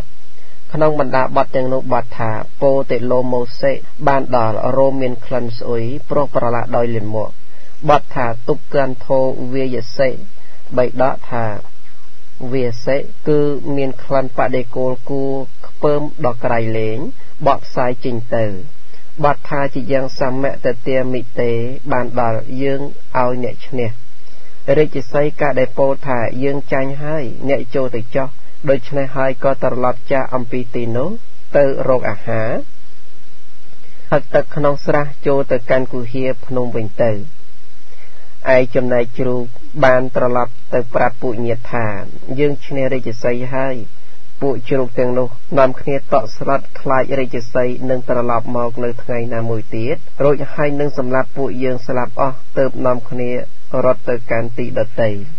ព្រះបរមសាស្តាការដែលព្រះអង្គទ្រង់នាំព្រះធម៌ទេសនានេះមកហើយព្រះអង្គប្រជុំជាដកថាជ្រូកប្រឡាក់លាមកក្នុងកាលនោះបានមកជាភិក្ខុចាស់ក្នុងគ្រានេះចំណែករាជសីបានមកជាតថាគតនេះឯងចប់សូករៈជាដកអាចគួរជ្រាបបាបរមែងប្រឡាក់នៅអ្នកធ្វើបាបហិរិប្រែថាខ្ពើមបាបឃើញបាបដូចជាលាមកមនុស្សល្ងងតែងឆក់ឱកាសគិតថាខ្លួនឯងអស្ចារ្យនឹងចង់ឈ្នះអ្នកដទៃទីបំផុតត្រូវលំបាកខ្លួនចាញ់ទាំងខ្លួនឯងចាញ់ទាំងធម្មជាតិបណ្ឌិតមិនគិតថាខ្លួនឯងអស្ចារ្យអ្វីឡើយមិនគិតយកប្រៀបលើអ្នកដទៃហើយក៏មិនគិតថាចាញ់ប្រៀបគេដែរមានចិត្តស្ងប់រងាប់ឃើញអ្វីជាធម្មជាតិម្យ៉ាងទៅតាមហេតុដែលមាន8មាតុបោសកៈជាដកបិដកលេខ59ទំព័រ210និងអត្ថកថាព្រះបរមសាស្តាការដែលព្រះអង្គទ្រង់គង់ប្រថាប់នៅនាព្រះចេតពុទ្ធមហាវិហារទ្រង់បានប្ររពភិក្ខុអ្នកចិញ្ចឹមមេដាទើបត្រាស់នៅព្រះធម៌ទេសនានេះថាតាសនេកសៈវបវាសេនៈដូចនេះជាដើមរឿងបច្ចុប្បន្នដូចគ្នានឹងរឿងសវណ្ណសាមនោះឯងព្រះបរមសាស្តាត្រាស់ហៅភិក្ខុទាំងឡាយមកហើយទ្រង់ត្រាស់ថាមនាលភិក្ខុទាំងឡាយពួកអ្នកទាំងឡាយកុំឲ្យលើកទោសភិក្ខុនេះឡើយបណ្ឌិតទាំងឡាយពីបុរាណសូម្បីកើតក្នុងកំណត់សត្វទេរិឆានការដែលប្រត់ចាកពីមេដាក៏មានខ្លួនស្គាំងស្គមប្រអត់អាហារ7ថ្ងៃទោះបីមានភោជនដ៏សមគួរដល់ព្រះរាជាក៏ដោយក៏គិតថាយើងប្រត់ចាកមេដាហើយនឹងមិនបរិភោគឡើយការដែលភិក្ខុអារាធនាហើយព្រះអង្គទើបនាំអតីតនិទានមកសម្ដែងដូចតទៅក្នុងអតីតកាលការដែលព្រះបាទព្រហ្មទត្តសោយរាជសម្បត្តិក្នុងក្រុងពេរិណសីគ្រានោះព្រះបរមពុទ្ធិសត្វកើតក្នុងកំណត់ដំរីក្នុងដែនដីនៃព្រៃហេមពានមានសម្បុរសក្បោះរូបរាងស្អាតគួរស្រឡាញ់និងគួរជ្រះថ្លាសម្បូរដោយលក្ខណៈនិងមានដំរី 8000 ជាបរិវារចំណែកមេដារបស់ព្រះបរមពោធិសត្វជាដំរីងងឹតភ្នែកព្រះបរមពោធិសត្វបានឲ្យផ្លែឈើមានរសឆ្ងាញ់ដល់ដំរីទាំងឡាយបញ្ជូនទៅកាន់សំណាក់នៃមេដាដំរីទាំងឡាយមិនបានឲ្យដល់មេដាឡើយទំពាស៊ីខ្លួនឯងអស់ព្រះបរមពោធិសត្វកំណត់ដឹងរឿងនោះក៏គិតថាយើងនឹងលះបង់ពួកវងហើយចិញ្ចឹមតែមេដាប៉ុណ្ណោះលោកដល់ពេលយប់កាលដែលដំរីដតី มันบานดังเติบนอมเมตตาเติการเชิงพนมชมัวถาจันโดระนะให้ตกดะเมตตาในหนึ่งกุเหียพนมได้เฉียบพนมจอบจูคเนียมอกจงมาคางเตียดไงปีคเนียให้จิงจำมือถ่ายสมัยนู้เมียนเปลี่ยนไปมันเนี่ยกรองเปลี่ยนสีบ้านวงเวงเพลอกาได้มันอายกำหนดตือบานเติบสลายยมโดยสำเร็จคลางพระบรมโพธิสัตว์บานลือสำเร็จระบบเปลี่ยนไปนู้กึศถาบรอในเจียมเหมือนนกปราศจากตีปึ้งกาได้เมียนยืงในตีนี้บรอในกอบใบวิญญาณขนมตีนี้คือมันซ้ำกูดอยยืงไล่เกิดโดยชนหายเติบดาวสำดาวเติบโรเปลี่ยนบานเคยดำไรก็รถปลอกภัยคลายพระบรมโพธิสัตว์เติบโตธามเนรบรอดอยจำรานเนี่ยมันเมียนภัยโปรอาศัยยืงไล่เนี่ยชอบรถเตอร์โปรหัดเอาไว้เติบเนี่ยสลายยุ่มขนมตีนี้โดยชนะเปลี่ยนชลายถาบอเปิดหนีขยมเชี่ยมันโดยวงเวงเพลอไงในจิตไงตีปรำปีหายพระบรมโพธิสัตว์โพธามเนรบรอดอยจำรานเนี่ยกงภัยคลายไล่ยืงหนึ่งน้อมเนี่ยเอาเติบดอแดนใดในมนุษย์โดยชนะหาย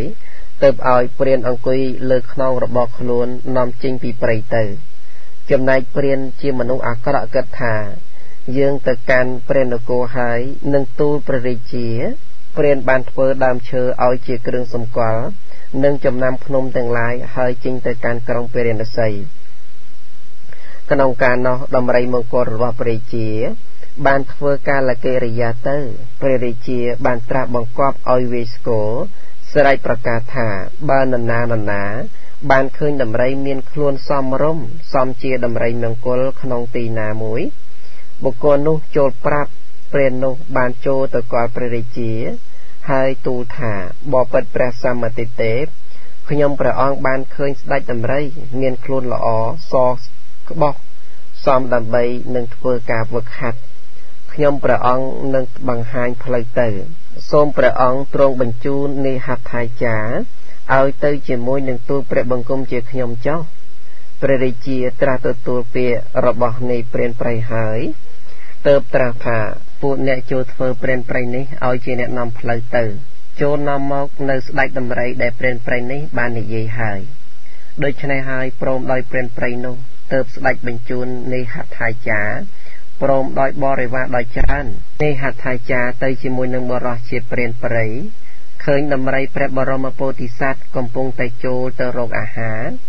พระบรมโพธิสัตว์เคยในหัดไทยจ๋าหายอัฐทานถาภัยนี้ประกอบเจกาล่างจะสำนักบรออักระนุหาย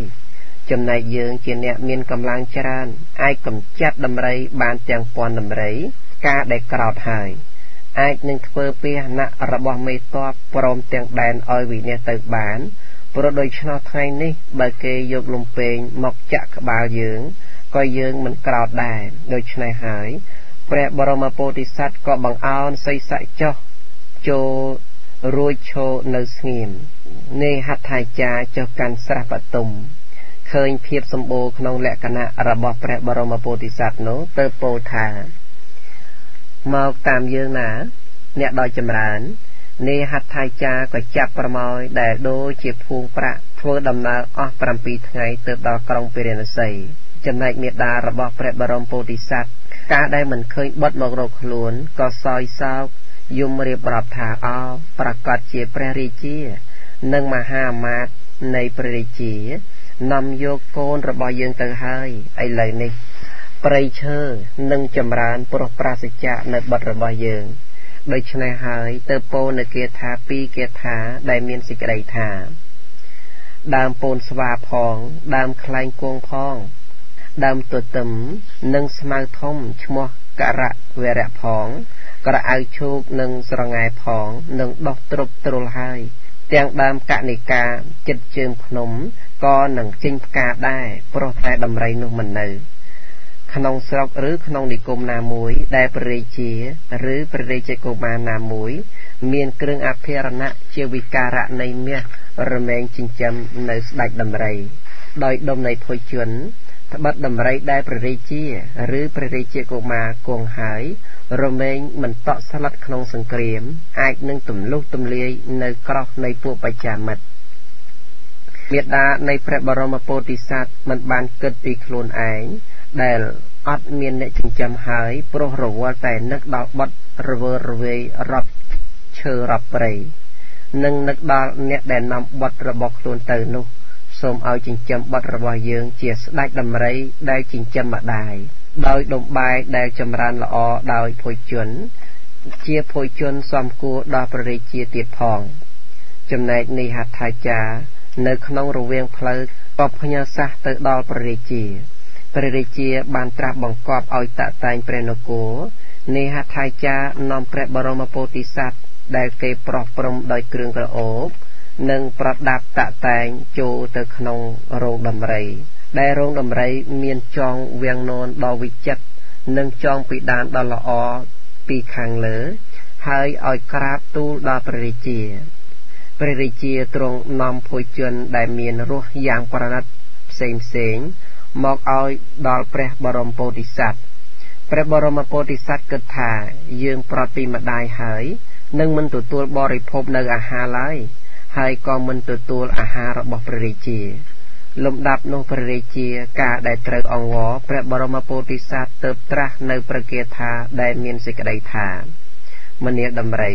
អ្នកចូលទទួលពំនុតភោជនចោះមនាលដំរីអ្នកកុំស្គមឡើយមនាលដំរីរាជកិច្ចទាំងឡាយមានច្រើនអ្នកនឹងធ្វើនៅរាជកិច្ចទាំងនោះ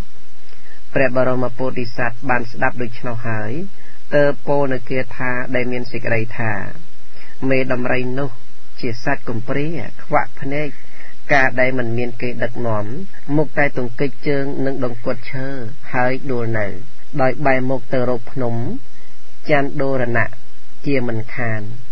លំដាប់នោះព្រះរាជាការដែលនឹងត្រាស់សួរទៅស្ដេចដំរីទើបត្រាស់នៅប្រគាថាដែលមានសេចក្តីថាមនាលដំរីដោយចម្រើនមេដំរីខ្វាក់ភ្នែកមិនមានគេដឹកនាំមុខតែទង្គិចជើងនិងទឹកដង្កត់ឈើហើយដួលនៅដោយបែរមុខទៅរកភ្នំច័ន្ទដូរណៈនោះតើត្រូវជាអ្វីនឹងអ្នកស្ដេចដំរីជាព្រះបរមពោធិសត្វបានតបដោយព្រះគាថាដែលមានសេចក្តីថាបបិទ្ធមហារាជមេដំរីខ្វាក់ភ្នែកមិនមានគេដឹកនាំមុខតែទង្គិចជើងនិងដង្កត់ឈើហើយដួលនៅដោយបែរមុខទៅរកភ្នំច័ន្ទដូរណៈនោះត្រូវជាមេដារបស់ទូលព្រះបង្គំជាខ្ញុំព្រះរាជាទ្រង់ព្រះសន្តាប់នៅសេចក្តីនោះហើយការដែលនឹងត្រាស់ឲ្យលែងនៅស្ដេចដំរីទើបត្រាស់នៅប្រគាថាដែលមានសេចក្តីថាអ្នកទាំងឡាយចូលលែងនៅស្ដេចនៃដំរីនោះដែលជាសត្វចិញ្ចឹមនៅមេដាចូលឲ្យស្ដេចដំរីបានជួបជុំនឹងមេដាព្រមទាំងញាតិទាំងពួងចោះព្រះបរមពោធិសត្វជាស្ដេចដំរីក្នុងព្រៃហេមពៀនបានចេញចាក់វងមកចិញ្ចឹមម្ដាយខ្វាក់ភ្នែកបើវាចាក់ព្រះបរមពោធិសត្វហើយមេដាក៏នឹងអស់ជីវិតពិតពុំខានឯព្រះបរមពោធិសត្វបើវាចាក់មេដាហើយក៏មិនត្រូវការភាពជាធំឡើយថ្ងៃនេះមេដានឹងខ្លួនឯងបានអត់អាហារ7ថ្ងៃហើយប្រហែលដូច្នោះទើបព្រះរាជាទ្រង់ត្រាស់ឲ្យដោះលែងជាប្រញាប់នៅស្ដេចដំរីជាមហានាគដ៏ប្រសើរអភិសម្ពុទ្ធគាថាមុតតវៈពន្ធនានាគោកាសេរេជេនៈពេសេតោមហុតតាំងអសសិទ្ធវានៈអគាមាយេនបបតោស្ដេចដំរីគ្រាន់តែរួចចាក់ចំណងភ្លាមដែលព្រះរាជាដែនកាសីបានបញ្ជូនទៅសម្រាប់ខ្លួនតែមួយរំពេចគឺដើរសំដៅទៅរកភ្នំតតោសោនិលនាងគន្ទ្វាសីតាំងកុញ្ជៈរសេវិតាំងសោនដេយៈឧតកៈមេហេធ្វាមេតរាំងអភិសិញ្ចថាស្ដេចដំរីនោះចេញទៅអំពីភ្នំនោះដើរទៅកាន់ស្រះឈូកជាកន្លែងពួនសំងំដ៏ត្រជាក់ដែលខ្លួនធ្លាប់សែបអាស្រ័យនៅហើយដងទឹកដោយប្រមោយយកមកស្រោចស្រាប់មេដាស្ដេចដំរីនោះផុតចាក់ចំណងបានសម្រាកមួយផ្លែតហើយសម្ដែងធម៌ដល់ព្រះរាជាដោយទស្សពិតរាជធម៌ហើយថ្វាយឱវាទថាបពិតមហារាជសូមព្រះអង្គកុំជាបុគ្គលប្រមាថឡើយការដែលមហាជនបូជាដោយគ្រឿងសក្ការៈមានផ្កាកម្រងនិងគ្រឿងក្រអូបជាដើមស្ដេចដំរីបានចេញពីព្រះនគរក្នុងពេលនោះព្រះបរមពោធិសត្វជាស្ដេចដំរីបានគិតថា យើងមិនតាន់ឲ្យមេដាយើងបរិភោគយើងខ្លួនឯងគឺមិនត្រូវបរិភោគឡើយដូច្នេះហើយទៅហួសទៅកាន់យកមើមឈូកនិងក្រអៅឈូកជាច្រើនព្រមជាមួយនឹងទឹកពេញប្រមោយមកកាន់សំណាក់មេដាដែលដេកនៅឯគុហាភ្នំហើយស្រោចទឹកលើសីស័ករបស់មេដាដើម្បីឲ្យខ្លួនប្រាណមានសម្ផស្សហើយប្រព្រឹត្តទៅបានព្រោះអាហារច្រើនថ្ងៃមកហើយព្រះបរមសាស្តាការដែលព្រះអង្គទ្រង់ធ្វើឲ្យជឿច្បាស់នៅសេចក្តីទាំងអស់នេះទើបទ្រង់ត្រាស់នៅប្រគាថាពីគេថា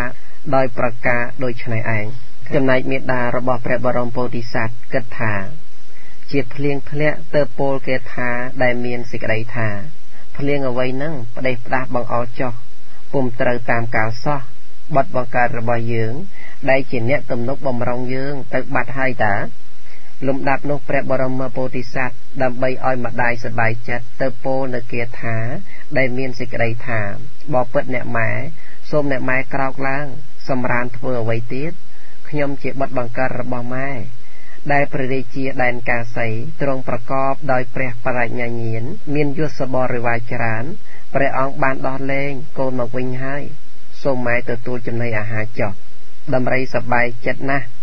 ការដែលអនុមោទនាដល់ព្រះハរតីល្អរបស់ព្រះរាជាទៅពោលគេថាចុងក្រោយដែលមានសេចក្តីថាព្រះរាជាអង្គណាបានលែងកូនរបស់ខ្ញុំដែលជាអ្នកកោតក្រែងប្រព្រឹត្តអោនលំទោនចំពោះបុគ្គលចាស់សពកាលសូមព្រះរាជាអង្គនោះ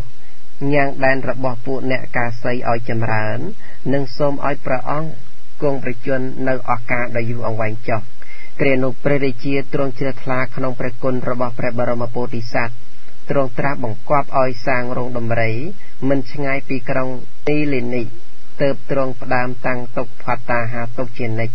ដើម្បីព្រះបរមពោធិសត្វនិងមេដាក្រោយមកការដែលមេដាធ្វើការលកិរិយាទៅហើយព្រះបរមពោធិសត្វជាស្ដេចដំរីដ៏ប្រសើរបន្ទាប់ពីទុកដាក់សាកសពមេដាហើយក៏បានធ្វើដំណើរទៅកាន់អាស្រមឈ្មោះករានដកៈដែលទីនោះមានពួកតាបោះ500អង្គលុះចុះពីភ្នំហេមពៀនមកព្រះបរមពោធិសត្វបានថ្វាយទានមានផ្លែឈើផ្សេងដល់ព្រះតាបោះទាំងនោះចំណែកព្រះរាជាទ្រង់បង្គាប់ឲ្យសាងរូបហត្ថបដិមាអំពីដុំសិលាមានរូបប៉ុនព្រះបរមពោធិសត្វនឹងឲ្យមហាសក្ការៈប្រព្រឹត្តទៅព្រះរាជាក្នុងចម្ពោះទ្វេប្រជុំគ្នាជាប្រចាំឆ្នាំបានធ្វើបុណ្យឆ្លងរំលឹកគុណស្ដេចដំរីសព្រះបរមសាស្តាគ្រាការដែលនាំព្រះធម៌ទេសនានេះមកហើយទើបទ្រង់ប្រកាសនៅសច្ចៈទាំងឡាយហើយទ្រង់ប្រជុំជាដកថាព្រះរាជាក្នុងគ្រានោះបានជាអនន្តក្នុងការនេះបរោះអាក្រក់ជាព្រានព្រៃបានជាទេវទត្តនេហដ្ឋាចាបានជាសិរីបុត្រមេដំរីមេដានោះបានជាព្រះមហាមាយាទេវីចំណែកស្ដេចដំរីសដ៏ប្រសើរដែលចិញ្ចឹមនៅមេដាគឺតថាគតនេះឯងជាព្រះសម្មាសម្ពុទ្ធចប់មាតុបោសកៈជាដកអត់គួរជ្រាបព្រះបរមពោធិសត្វសំបីកើតក្នុងកំណត់សត្វតិរិឆានក៏នៅមានការតាំងចិត្តគោរពមេត្តាដែលមេត្តានេះព្រះសម្មាសម្ពុទ្ធទ្រង់ត្រាស់ថាជាអាហនេយបុគ្គលជាព្រះព្រហ្មជាបុព្វទេពនិងជាបុព្វាចារ្យរបស់បុត្រព្រះបរមពោធិសត្វបានធ្វើទុកក្នុងចិត្តថាដែលឈ្មោះថាមេត្តាគឺជាអ្នកមានឧបការៈគុណច្រើនដល់បុត្រព្រះបរមពោធិសត្វចិញ្ចឹមមេត្តាដោយយកចិត្តទុកដាក់ជាទីបំផុតព្រមទាំងបានថ្វាយទានដល់ព្រះតាបោះនៅពេលដែលអត់អំពីមេត្តាទៅព្រះបរមពោធិសត្វមិនធ្វើឲ្យអ្នកមកចាប់ខ្លួនសូម្បីគ្រាន់តែភ័យបន្តិចសោះឡើយហាមសេចក្តីក្រោធបំពេញសិលបារមីជាបារមីដ៏ខ្ពង់ខ្ពស់ក្នុងចរិយានេះព្រះបរមពោធិសត្វជាស្ដេចដំរីមានបរិវារច្រើនមានអានុភាពច្រើនមិនគិតដល់អន្តរាយហើយលះបង់វងបូជាមេដាដែលជាខេត្តនៃអ្នកមានឧបការៈព្រះបរមពោធិសត្វឆ្លាតក្នុងប្រយោជន៍ឆ្លៀសក្នុងកិច្ចការនិងមានបញ្ញាសម្ដែងធម៌ថ្វាយព្រះរាជាព្រះបរមពោធិសត្វព្យាយាមទាំងកាយទាំងចិត្តមួយជីវិតជាសត្វប្រសើរព្រះបរមពោធិសត្វអត់ធន់ក្នុងការងារជាពិសេសអត់ធន់ ក្នុងកំហុសរបស់ព្រានព្រៃព្រះបរមពុទ្ធិសត្វគោរពសន្យារក្សាសម្ដីនិយាយពាក្យពិតមានប្រយោជន៍ទាំងមានភាពស្មោះត្រង់រក្សាទុកក្នុងខ្លួនព្រះបរមពុទ្ធិសត្វអធិដ្ឋានថាបើគេយកលំពេងមកចាក់យើងយ៉ាងណាក៏យើងមិនក្រោធឡើយនឹងអធិដ្ឋានអត់អាហារដល់រាបណាមេដានៅមិនតាន់បានបរិភោគព្រះបរមពុទ្ធិសត្វមិនចងសេចក្តីក្រោធថា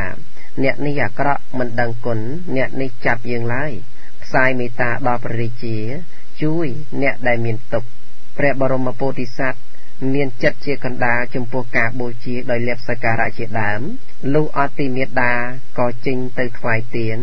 រីករាយជាមួយនឹងពួកព្រះតាបសក្នុងព្រៃសូមអនុមោទនា